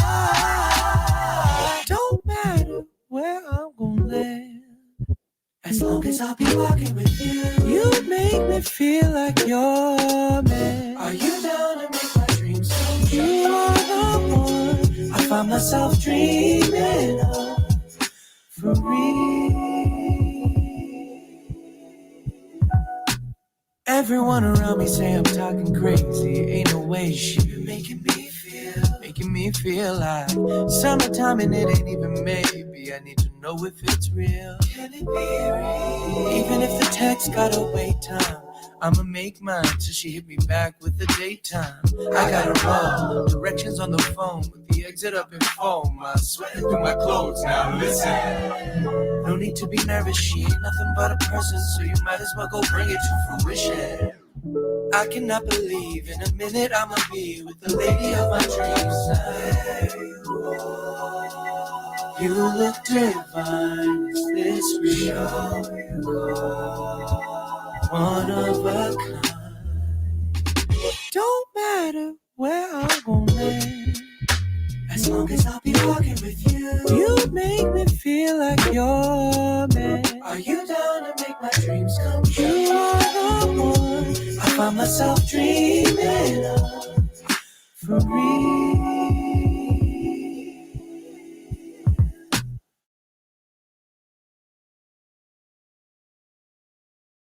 His new tracks, it was off of his new record that was Dreaming of. All right. Such a good, fun music. I really enjoyed it. It is. Go get the record. Yes, grab the record. It's a good listen. It's a really good listen. Cover to cover kind of record. Yeah. All right. Now we're going to do the thing on the show that we're sort of known for, which is make everybody sad. Oh, Deadass Bird time? No, not yet. Sorry. Gun violence time. This is the bizarre world, right? All right. This one is called The Same Thing Happens Every Time. Although, bit of a twist. All right. So there was Vanilla Coke. 400 mass shootings over the weekend or something like that. It was a lot. Give or take. Yeah. And take lives. Baltimore, Philly, even here in DC, we had several. Why not? And because we need more guns and it's gonna be fine. The thing in Philly was a bit disturbing for its weird randomness. Yeah, it feels very, very indiscriminate. Which it was. And so basically there was a block party going on in innocuous, usually happens on 4th of July. There were most of these mass shootings, as a matter of fact, happened at block parties. Right. It was going on. I want to get the name of the neighborhood right. King Session? I'm going to say that. King Sessing. The King Sessing neighborhood. There you go. So there was a block party going on. Right. And, then a guy showed up and started indiscriminately shooting at everybody. Killed some children, shot a bunch of other people, killed several of them. And, as you do, AR-15, many rounds, all kinds of stuff. Bad situation. The cops apprehended the suspect. Oh, alive. And I thought, as I think most people did, that was an identifying characteristic. It has been. Of this suspect. But it turns out that was not as white as I thought it was. But it wasn't far off. The shooter was, in fact, darker than I am. But his belief system and manifesto, or whatever it is that he left behind, does seem to comport with those on the, let's call it Fox News persuasion. Is that fair? Fox would say no. No. Dominion would say, fuck you, Fox. The man accused of fatally shooting 5 people in Philadelphia on Monday night told police in sum and substance that he carried out the attack to clean up the neighborhood, 2 law enforcement sources told CNN. Authorities are also investigating a since-deleted social media page believed to belong to the accused gunman, 40-year-old Kim Brady character that includes a series of posts about guns, Second Amendment, and the, quote, loss of freedoms. So when did blood become Clorox? I mean, somebody clean the fucking neighborhood up. What the fuck? Like, doesn't make any sense. So let's say you subscribe to various white supremacist theories. Let's just say, including that you should have a lot of guns and that the authorities are all bullshit and that there's criminals running amok in every city, especially in the black parts of the cities. Critical Harlan theory. Right. That's funny. He's my new. I didn't get nothing. But I do love. Yeah, he's my new thing. You love him. Yeah, him and Leo. Yeah, them too. So if you think that the problem with crime in America is blackness, well, you've been listening to Alex Jones and Fox News and all of those people, and half of Congress. Putting the vaccine into salad dressing. Right. That's turning the frogs gay. Yeah, they're turning the frogs gay. If you do subscribe to those kind of theories, though, and you have access to 1 million guns, like, okay, you find a black neighborhood in Philly and you just start mowing people down. It's time to clean up. We're cleaning the neighborhood by mowing people down. This is the mowing the grass theory, right? If you kill enough of them, it'll cool it for a little while. Yeah. That's the idea. That is the idea. So they arrested this guy, and that was basically what he was on about. He said the only thing more terrifying than blindness is being the only one who can see. Also, witnesses. So he's woke? Yeah, right. Yeah. Maybe Ron DeSantis should handle that. But a lot of people around seen that this guy was like weird and having problems. There were several people who were living in the house that observed his behavior as being strange, and they couldn't do anything about it. They couldn't stop this from happening. Why couldn't they stop this from happening? 2A? Because of that Heller decision. Because everybody thinks that they have this right to these guns that they can use for whatever they're doing, even though it's very obvious that there's a clear and present danger. I mean, but like, the court's taking up next year, right? If you've been in domestic violence, so they're infringing upon your rights. They're infringing on your rights if they take your guns away just because you beat your wife to death or near death. Look, I mean, the reason we call this segment "The Same Thing Happens Every Time" is because this is the same thing that happens every time. There were dozens of mass shootings over the course of one weekend. Not in France, not in England, not exactly, not in Australia, right? That chainsaw on the back of that truck, I didn't see it hurt anybody. No, it was scary. Didn't see it hurt anybody. None of the other countries had this kind of a weekend, but we did. Well, they don't have independence. They don't have freedom. Yeah, they don't have freedom or liberty. And the price of liberty and freedom regulation. Is this level of death and destruction all the time. And what we are learning is that this is really damaging, not just to all the people who get killed by it, but to everybody around. A recent Kaiser Family Foundation poll found that a significant number of Americans have direct experience with gun violence. Nearly 1 in 5 adult respondents said they lost a family member to gun violence, and a similar number said that they have witnessed someone being shot, and those numbers are even higher in communities of color. Shocking. This stuff damages the children. This stuff damages the entire country. But this stat really stood out to me. It is the very beginning of the month of July. Yes. So we're basically halfway through the year. Yeah, we are. Okay. Mass shootings have been rising in recent years, as have many other kinds of gun violence, making firearms a major public health issue. This year alone, more than 21,000 people have died in the United States due to gun violence, and of those deaths, 12,210 were suicides. That's really where, I mean, we know like mass shootings will always get the front page, but like the suicides is really where we're losing folks. It's, well, slightly more than half, but yeah. 21,000 people are dead halfway through the year because of a mechanical machine. If we found out that Al-Qaeda had killed 21,000 Americans in 6 months, we'd have nuked several countries into glass sheets by now.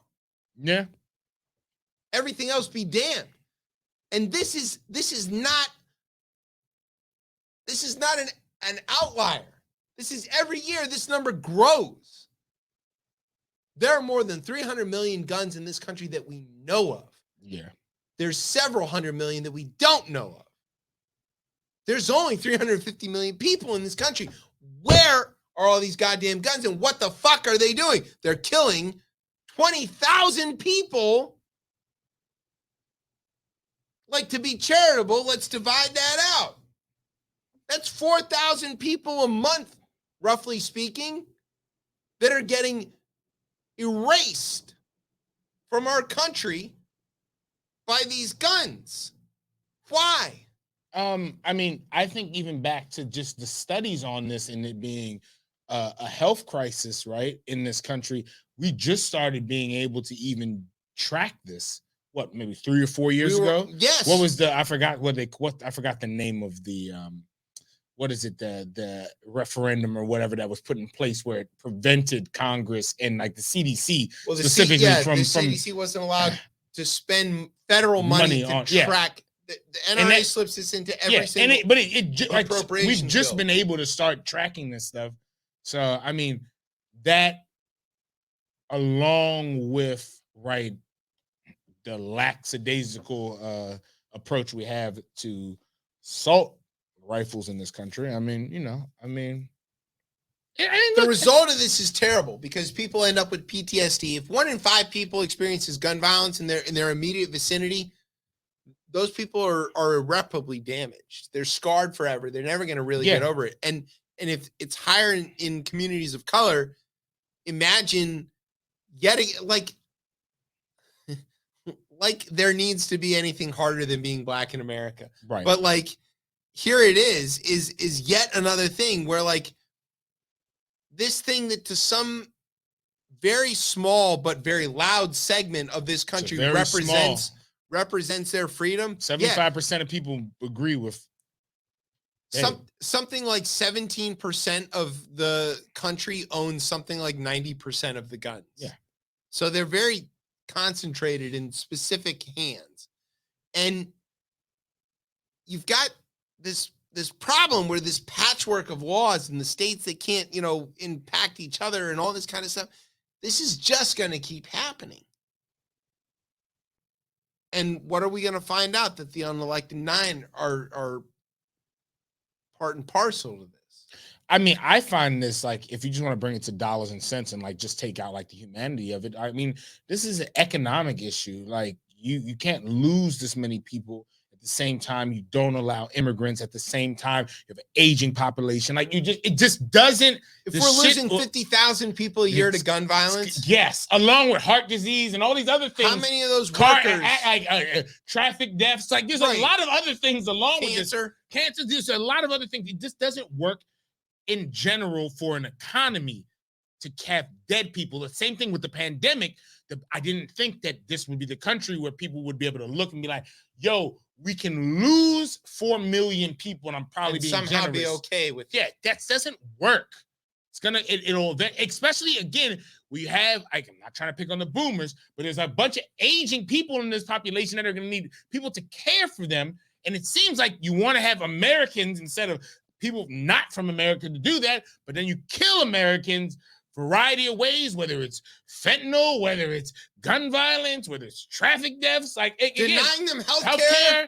It just sheer economics. How cynical is this situation where people like you and I, who obviously understand that this is a humanitarian problem, yes, hands down, that's where it starts. Realize that the only way we I'm would here to sell it to you. Make an I'm argument here to sell it to you as economics. Is in dollars and cents. I'm here to sell it to you. We know you don't care about the humanity of these people. We know you don't care about whether these people are real or not, whether they live or die, whether they're women, children, whether they have families they care about. We know you don't care about that. Yes, no. It's you're devoid of your own humanity, but what you do give a shit about is these green, real money. Yes. Here, U.S. dollar, not that pink Canadian shit. God. None of that weird, funny European money. Real American dollars. That you care about. But not as much as you care about the ability to oppress, destroy, and kill whoever else. But again, like maybe, this is. You'd have thought. You go back to it. Also, is a dollar and cents thing where. Again, when you buy, people buy multiple guns, so be it, they're collectors, this, that, and the third. But at a certain point, it does seem as if you need to scare enough of the population. And because I've heard people who I've never thought would be like interested in, like, be like, well, I'm afraid, because there's fear baked into this. I want to purchase a gun. I want to get my concealed license, which is cool. Like, I mean, like, again, as a black person in this country, like, yo, I'm never about to be here like, yo, Back to what we said earlier about Yes. who I'm discriminating against. This is not about black folks owning guns. Black folks should own as many guns as they want to. Again, I get that piece there. So I'm not here. Like, oddly enough, I'm pro-gun. I'm both pro-gun. We're both pro-gun. I'm pro-regulation as well too, and safety. For God's sake, because again, like we and Ye talked about on here, like when you weren't here that week, Virginia did pass a tax credit for gun safes. It's only $300, but we got to start somewhere. We will give you $300 to lock your guns up. Because again, back to that suicide piece, or back to the kids being able to bring kids bringing these 6-year-olds bringing guns to school. Sure, why not? I mean, so like let's just start there, because I feel like that's an easy place for us to all start. But no, there's not a way. Like, a gun isn't something like guns work for hundreds of years. Some guns still work, but in order to sell more, you have to create a market for it, and we're creating there's a very circular market at this point. Oh where yeah, it's a well-rehearsed whole thing. Like, I don't buy a new drill until the drill that I own shits the bed. That drill is dead. I got to buy a new drill. I don't need several drills for the same task. I have maybe 4 that are for 4 different things. Yeah. Okay? And then when my impactor dies, I'll buy a new impactor. I'm not going to also go out and buy 4 more of the other kinds, so I can't use more than one at a time. It doesn't make any damn sense. My question here is, they say everybody has their price, right? Yeah. Everybody's got a price. For enough money,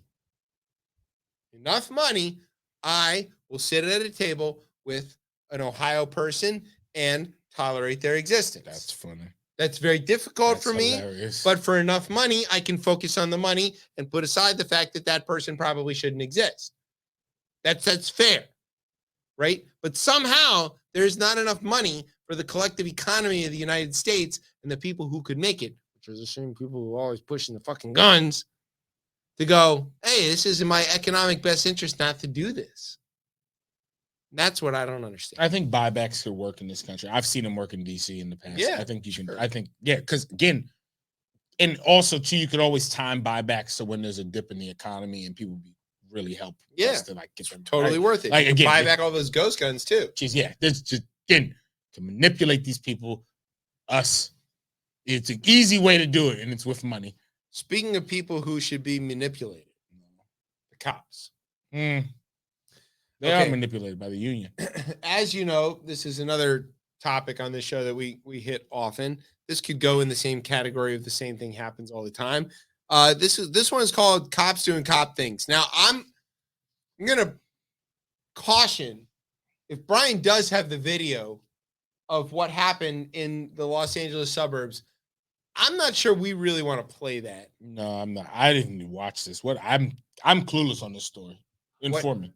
What happened was a man and a woman, husband and wife, were accused of stealing a cake from a store, which probably didn't happen. And the cops came out and they arrested the man, who's an old man, for stealing the cake. This is what you're looking at is body cam footage from the cops who did this. Now, it doesn't seem to be resisting too much and everything's sort of okay. But his wife was filming the whole incident. Which is legal. Protected by the First Amendment and various other rules, and is often something that the cops need to be reminded of. Well, these particular sheriff's deputies were not having that because they didn't want to be on camera doing what they were doing, despite the fact that they are required to wear body cameras. Yeah. And one of the things that we've learned about body cameras, despite the fact that cops often shut them off or did damage them or whatever, is that the threat of accountability is sometimes enough to change behavior. What is it? We respect what you inspect? Yes. Yeah. Just the idea that people are looking on. So what happened was the wife of the man who was being arrested filmed them arresting him. Mm-hmm. They took exception to that punched her several times in her eye where she has cancer after the man who was already cuffed warned them, hey, my wife has cancer, please don't hurt her. Maced her, beat her into oblivion, and arrested her, cuffed her. All caught on their own body cams. What they didn't count on is that everybody else around was also filming this. And so how are you not counting on this? How are you not counting on that? 2023. What are we talking about? How can you not like your watch has a camera in it? That tells me enough right there. It doesn't matter if people are around. They think don't care. You believe that union is strong enough to get you off of this. These cops beat this woman to within an inch of her life and arrested her for doing something that was constitutionally protected. In broad daylight in front of several people, dozens maybe, all filming. Now, what the fuck are they doing in a residential neighborhood in the dark when nobody's around? What they've been doing since the inception of this goddamn white people only just found out about this, so we have to. I love the police. We have to warn them that the cops. I wish I could have the relationship that white folks have with the police. It seems euphoric almost in a sense. Some kinds of white people. That's fair. Yeah. My relationship with the police is not very good. Because I can imagine you don't. What do you call it? We were at the grocery store. Shut up and dribble. No, we were at the grocery store. Shut up and use your white skin and keep moving with my kids, and they saw.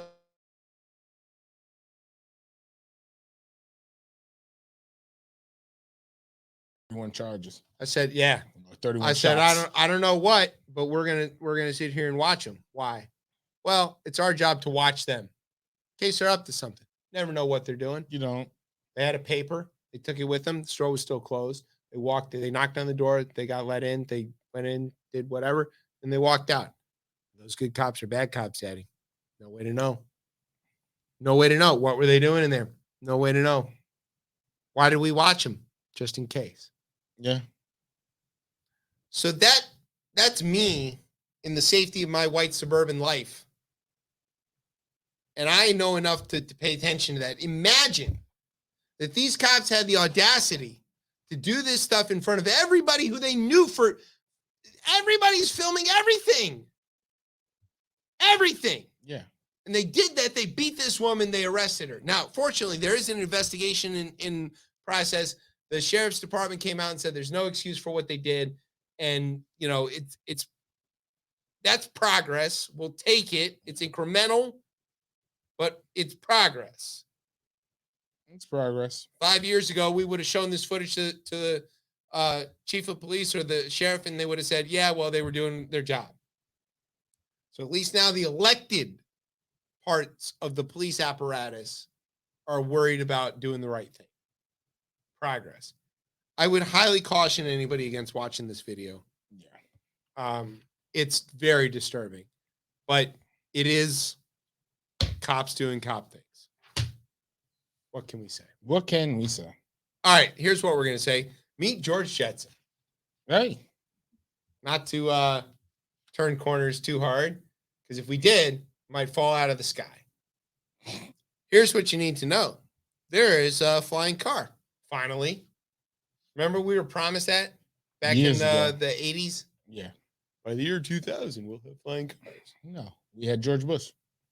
Well, it's almost George Jetson. He was a space cadet. Also, I think it's his birthday today. Oh, for real? Yeah, he's 77. Not as old as the current president. It's insane. Just saying. Yeah. It's fine now. He's a war criminal that likes to paint and hang out with Michelle, so it's cool. Yeah, he flipped that one. Anyways, All right, so I'm guessing Brian put this in the script because this is a very Brian story. Yes, because I like George Jetson. Yeah. I like flying cars. Like flying cars? I've been waiting for this since Back to the Future. So, Brian, are you going to who regulates this shit? Oh, FAA wait, that's the is cocaine regulating mix. this? Are you going to put up $300,000 to pre-order one of these? Approval. Yeah, Wow. the FAA approved this. The company is called Olive, and they pretty much they say you can make a down payment less than of $150 to $15,000 for a 300,000 cards, $300,000 for this. There's already been pre-orders that been sold up to $250 million. And so that means pretty much there was at least good 10 of these have been pre-ordered. And, this puts individual cars pre-ordered at least 834. Mm-hmm. So yeah. FAA got to revisit this. So the idea is that you can drive this thing on the street and then you can take off and go up and above traffic and then get back on the street. There's a mini demo video where you can, there's a car that stops in front of it like a vehicle, a traffic. It just elevates, moves over it, comes down and continues driving. So, and then on top of that, where you can fly around God knows where.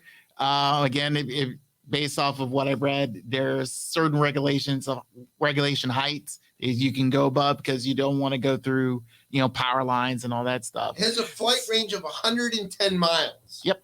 So, and it's electrical. Well, of course, it's got to be electric because the gas engine wouldn't be too heavy. All right. So this all sounds cool. Yes. Sounds terrible. And here's the cool thing. Here's the real cool thing. Tell me. I'm waiting. 2 years. We will see if one of these vehicles be out there. Or this will turn into the next Florida or not story and somebody stole a bunch of money. That's true. Do they come with a built-in breathalyzer interlock? That I don't know. You can drink in the skies. Yeah. You can drink.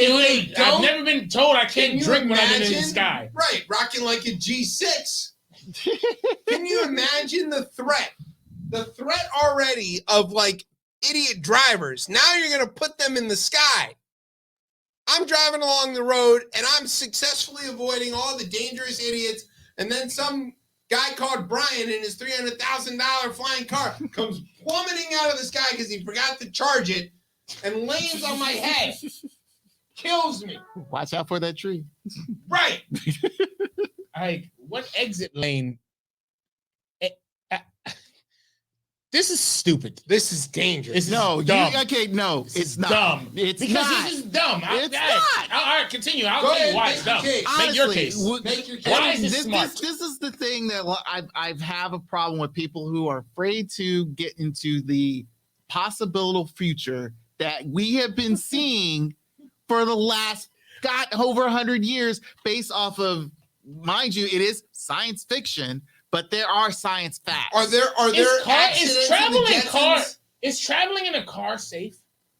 Depends on who drives it. What is more safe? Same can be said about flying in an airplane. No, an airplane is more safe. That's what they keep saying. But here's based off of what? Based off who piloted it? Per mile, there is no safer way to travel in the entire existence of humanity, including walking, than an airplane. Okay. Because you know why? Based off of? You don't fly the plane. Right. Someone else flies the fucking plane. A professional pilot flies the plane, and the FAA, or its international equivalent, keeps every other thing out of your way while you're flying. You know, I read a great book. It's called The Checklist Manifesto, right? Yeah. It's about checklists. You know the type of checklist that people do before they fly? I do. You know what? I know how to fly airplanes, and I have flown several very wonderful small aircraft. And even for a little J3 Piper Cub, I've got an hour long of checks. And I do those on my car now. Which you're saying you're just going to merge into the air. Like, all right, there's traffic. What happens if the flying car in front of you stops short because it wants to look at a hummingbird or whatever? These are real questions. It's a real question. Okay.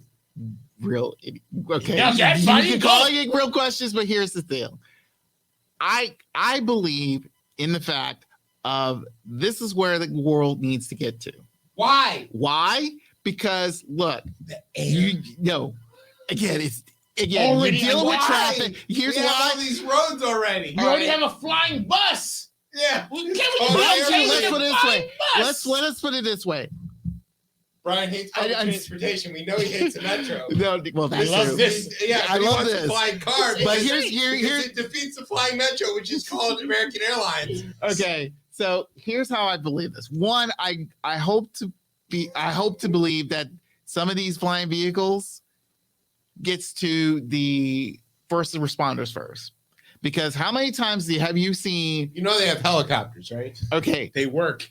yeah, one helicopter to try to deal with whatever massive car accident or whatever, and they're stuck in traffic half the time, and especially the highway accidents, and they have to try to get over there, and you're there dealing with 4 p.m. traffic. I have seen the helicopter land on the beltway and pick up people. Okay, but at the same time, where you have to get a fire truck there, you have to get the ambulance this there. little car isn't carrying a dead body. That's what I'm saying. It starts with something small, plan to make something bigger.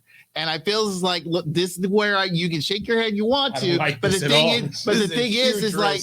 thing is, I'd rather get the first responders get these vehicles and get them so that way they can get what to the if they're people. Transporting a trauma victim and something bad happens and they fall out of the sky. Same can happen to a helicopter. No, you can't, mentioned yes, the helicopter will auto gyro down. It already works. If the ambulance runs out of gas, it just stops. It just stops. And the person dies, right? No, but not everybody on the ground dies. When this thing falls up the sky, it kills more people. This is a very bad idea. Again, we're talking again. Regulated. All right. They've already sold 800 and some out of these. How do you regulate that if you already sold 800? They approved it. Do they have pilot license? The FAA makes mistakes occasionally. Occasionally, very rare. This is one. Big one. Negotiating with Reagan was the other. But like, if $250 million, who has $250 million to buy a bunch of these cars? It ain't regular people like us. Uber. Right. Like I said, the starting you can down payment starting at $150. Yeah, those people all lost their $150. Bernie Madoff. It's very, very Ponzi. But for real, dude, I know several people who have been in car accidents because they saw something on the side of the road that they turned their head and looked the wrong way and swerved. I've been this close. Or like hit a pothole or whatever and put their car in a ditch or worse. So here comes Brian flying along in his flying car. He sees it. He sees Lauren Boebert walking by, recently divorced, feels like he's got a shot, turns his neck, breaks his neck to look at her on her recent victory, having thrown Marjorie Taylor Greene right out of the Freedom Caucus. You look how you just weave that story into this. I know. It's really good. I know. It's really good. She's looking amazing. She's the best gilf on the planet. Brian is just loving it. With her side piece. Nice younger woman. She lives in Southeast? No, with her side piece. With her side piece. And then they go. What I mean is, her Glock 9. I was like, what? Capitol Hill, I guess, is Southeast. Brian stops looking. Technically. Brian stops looking in front of him, leans over the side to take a look at the favorite gilf, slams right into the Capitol Dome, January 6th all over again, and it's all Brian's fault. Could happen with your weird flying car. We got to put fences up around all the monuments and shit now. Well, they're already there, so. All the way up? No. Imagine. Don't be Flight 93. Bro. Too soon?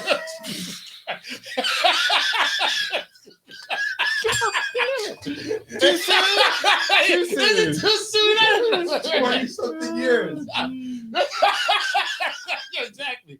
You don't want to talk about slamming in the Capitol, Joe. I mean, even imagine if the Trumpistas had had this shit on January 6th. I mean, look. Kamikaze drones. I don't know what other you're looking for lawyers for this other case. Find a way to stop this shit at the Supreme Court. We need to figure out how to stop this now. Yo, like, this needs to be done. Like, you want small aircrafts to be flying below large aircrafts, but just above cars and people and walking underneath them. Yes.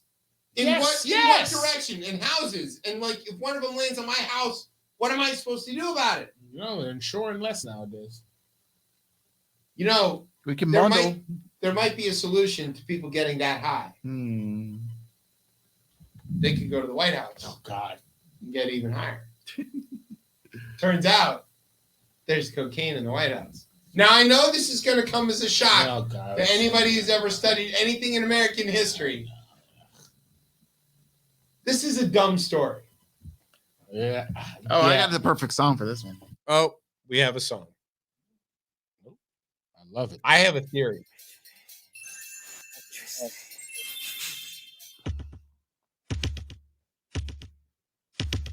Freeze! Rock! Freeze! Rock!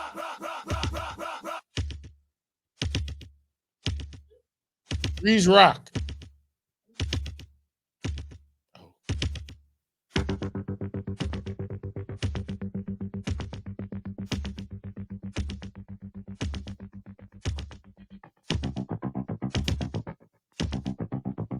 Sounds like Brian's heartbeat on cocaine. Come on. You as a hip hop head, do you not know this beat?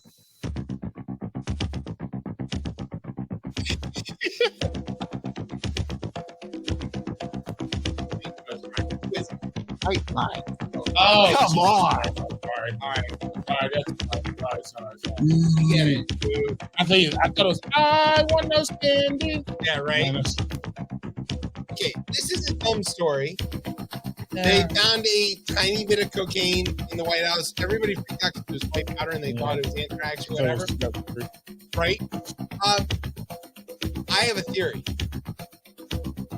Somebody, Secret Service, so one of the things about if you work in the White House is that you can take your family and friends on tours, on the weekends or whatever when nobody's around. Yeah. Right? Let's say one of those people is like one of your weird uncles who's still on Twitter, and you're like, hey, I'm going to take you on this tour or whatever. And he's like, oh, I got a great idea. I'm going to get Hunter Biden.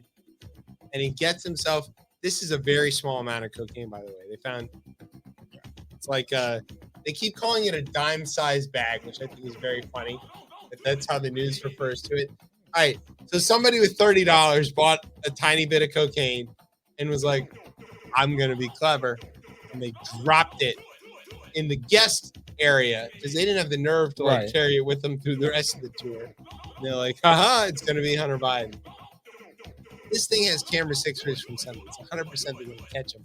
It's 100% this guy's going to end up with this, NASA Facebook page of, COVID denial and Marjorie Taylor Greene stuff. I think it's someone stressful day, can't have weed because laser system's too long. I think somebody. It's either a tour. It's either a person on a tour, or a person giving a tour, or giving a tour. But everybody wants it to be Hunter, and he's not even there. He doesn't live there. It's like the dumbest thing in the world. Fox News, stop drawing this weird comparison. Doesn't make any sense. All right. This story comes to us from the second greatest state in the Union, Virginia being the greatest.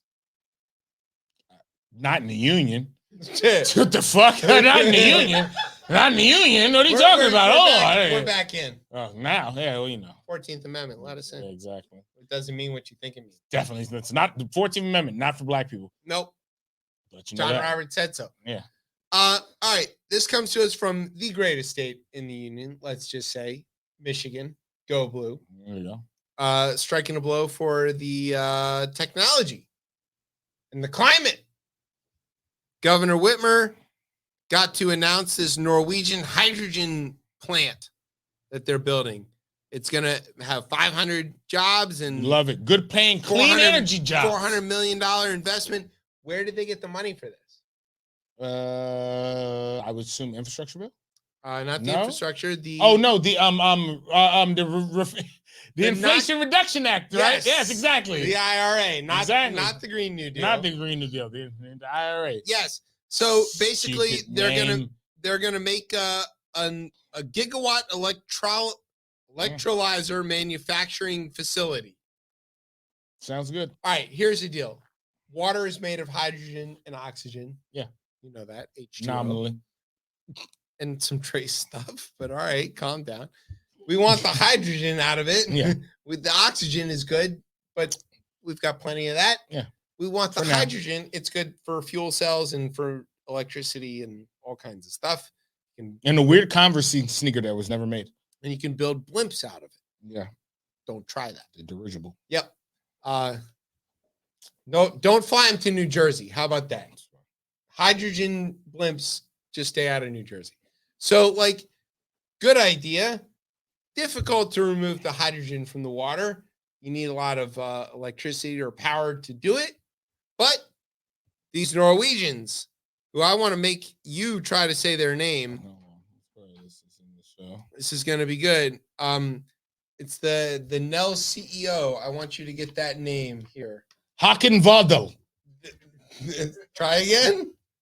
Maryland with Nell or NEL CEO. Hakan Vado. There you go. Has come up with some way to use, I guess, cheaper electricity to do this. So, hooray. Don't believe it. Well, they could have built it in Europe, but they didn't.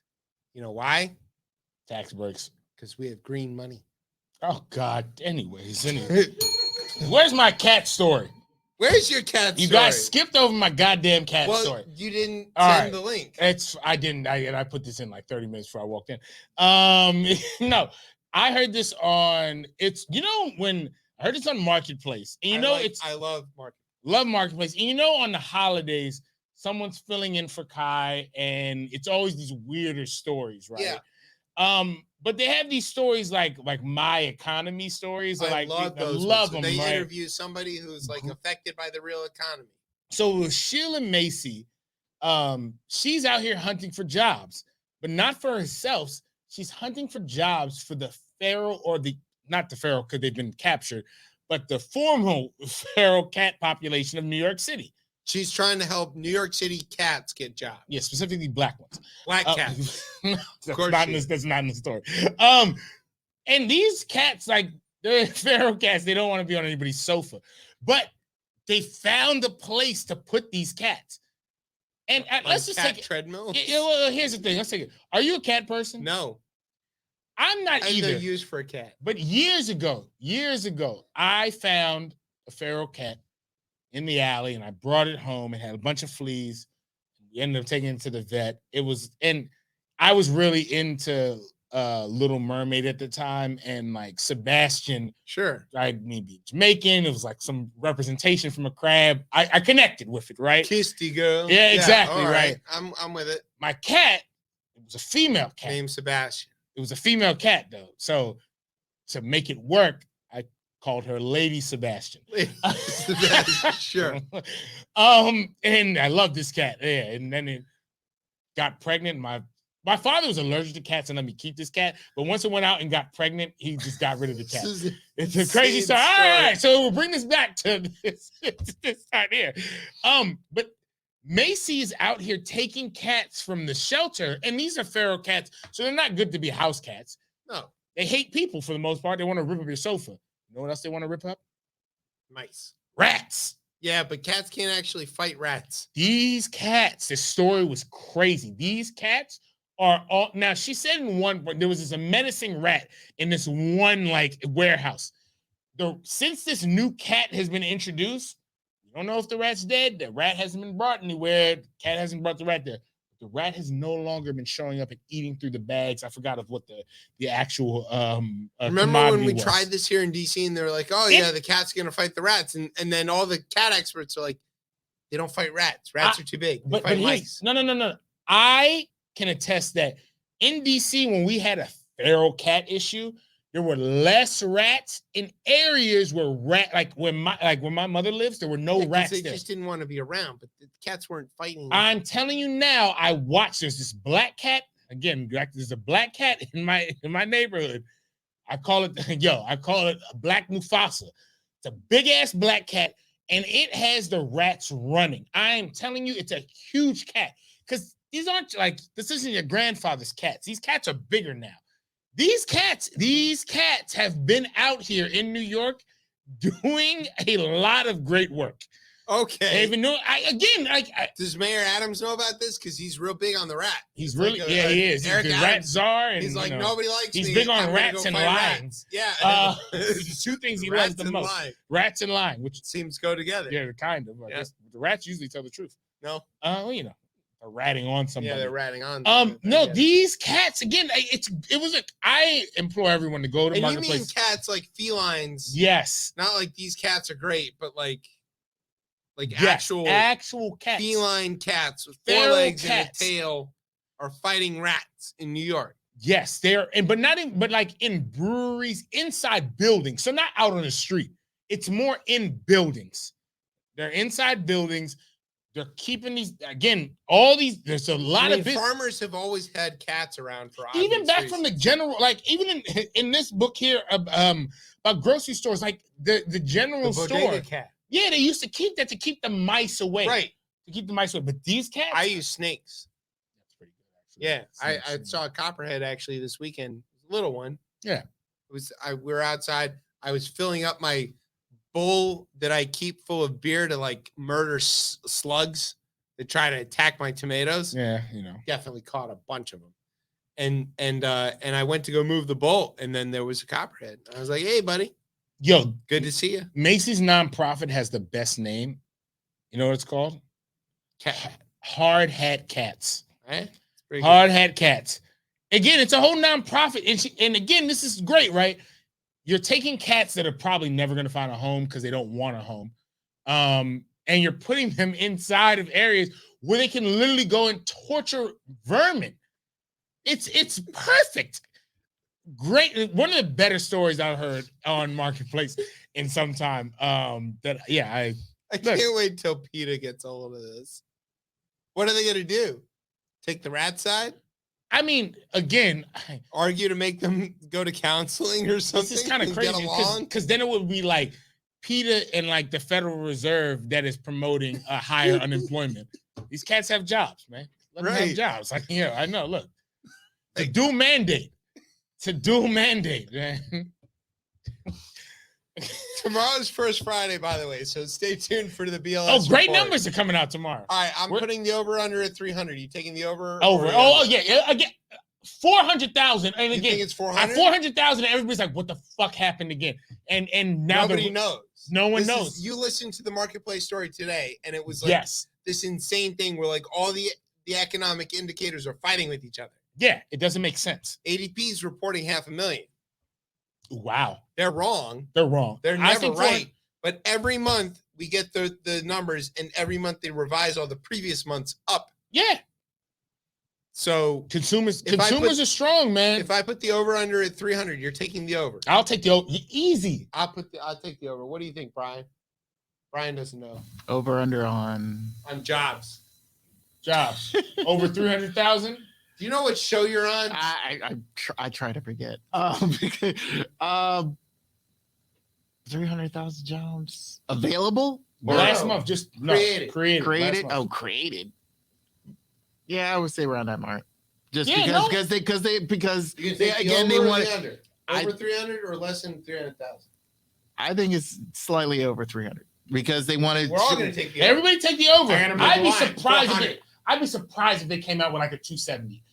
At the low, it's gonna be 350. At the low, I think you're probably right. At the low, I'm going 400. We're gonna put the line at 400,000. If you take the over, tweet us. Don't tweet us. It's not gonna work. Blue Sky. What do they call it? Blue Sky or Threads? What? Yeah, They call the tweets on Blue Sky. What do they call them? Skeets. Sorry, we don't like that. There's another one. I'm not fighting it. Like it is what it is. It's not. Skeet us at what's our Blue Sky thing? We'll tell you at the end of the show. I'm not gonna. We'll put it on Twitter. We'll put it on Twitter. How many more stories there? I really have to pee. No. We're at the end. We got the Gold Cup standings, and that's it. Okay. I really have to pee. So let's see. Way to tell everybody. Sorry, guys. Way to keep up the kayfabe. Gals. All right. So U.S. and Jamaica are through. Mexico's through. Qatar. Not in the CONCACAF. Which I still don't get. They were quote unquote invited. Yo, you can buy anything. Yeah. Okay. Except prevention of gun violence. Well, look here. I mean, Well, this is this part of what they got with the Wizards deal? Yeah. Yes. Yeah, probably. So Panama, Ticos, and Guatemala made it through. Yeah. Very rare. They're not that good. And Canada. Yeah. So So there here's you the go. quarterfinal setup. So There is the battle. So we are up against Canada, eh? I feel like the solution is we should smoke them out. There you go. Thank you. What? All right. Any thoughts? At prayers. DC Cortez on Blue Sky. All right, let's go. All right. Go ahead, play your music. I'll do later. All right, you hear that? Which means it comes to the end of the show. I want to say thanks to Dylan for being so awesome, hanging out with us, and Go Get Us Records. Thanks to our radio partners, Weather Channel, BET, Fox, and all those guys. Thanks to NOTN for keeping the weekly super in a while. Thanks to our digital media meatball, Isaac Glenn. Go get on Threads, by the way. I asked him about that this morning. He said, "What's Threads?" Thanks to our home on the interwebs, CoPlayMedia.com. And thanks, as always, to our family here at Beltway Radio, making it sound as smooth as Googling Luther Vandross. Very funny if you know the right people. He's not Master Keith. You know that? They're no, different people. yes, especially when he's been dead for over almost 20 years. For almost 20 years. I never looked like Master Keith at all. I know. But how We all look alike, you know. well, according to Wait, Google. I'm a white guy. Yeah, Brian. Yeah. But Luther Vandross. Yeah. Okay. And you can find me. This is going to get complicated. You can find me on the show on Twitter still at ChipChatRR. You can find us on Facebook or Instagram, and now on Threads at RipChipChat. So on the Threads at the RipChipChat. Okay. You can find me, and I would guess the show on Blue Sky. Just search Chef Chip. Okay. I got my old hashtag, my old handle back. Hold on, I'm back. I got my handle back. Ted Cruz can't steal from me on there. Chef Chip is free. Freedom! Yes, Yeah, freedom for now until everything falls apart. Till Ted Cruz gets on. Don't let Ted Cruz on Blue Sky. Chef Chip and East Sky. And where can everybody find you and stuff? You can find me at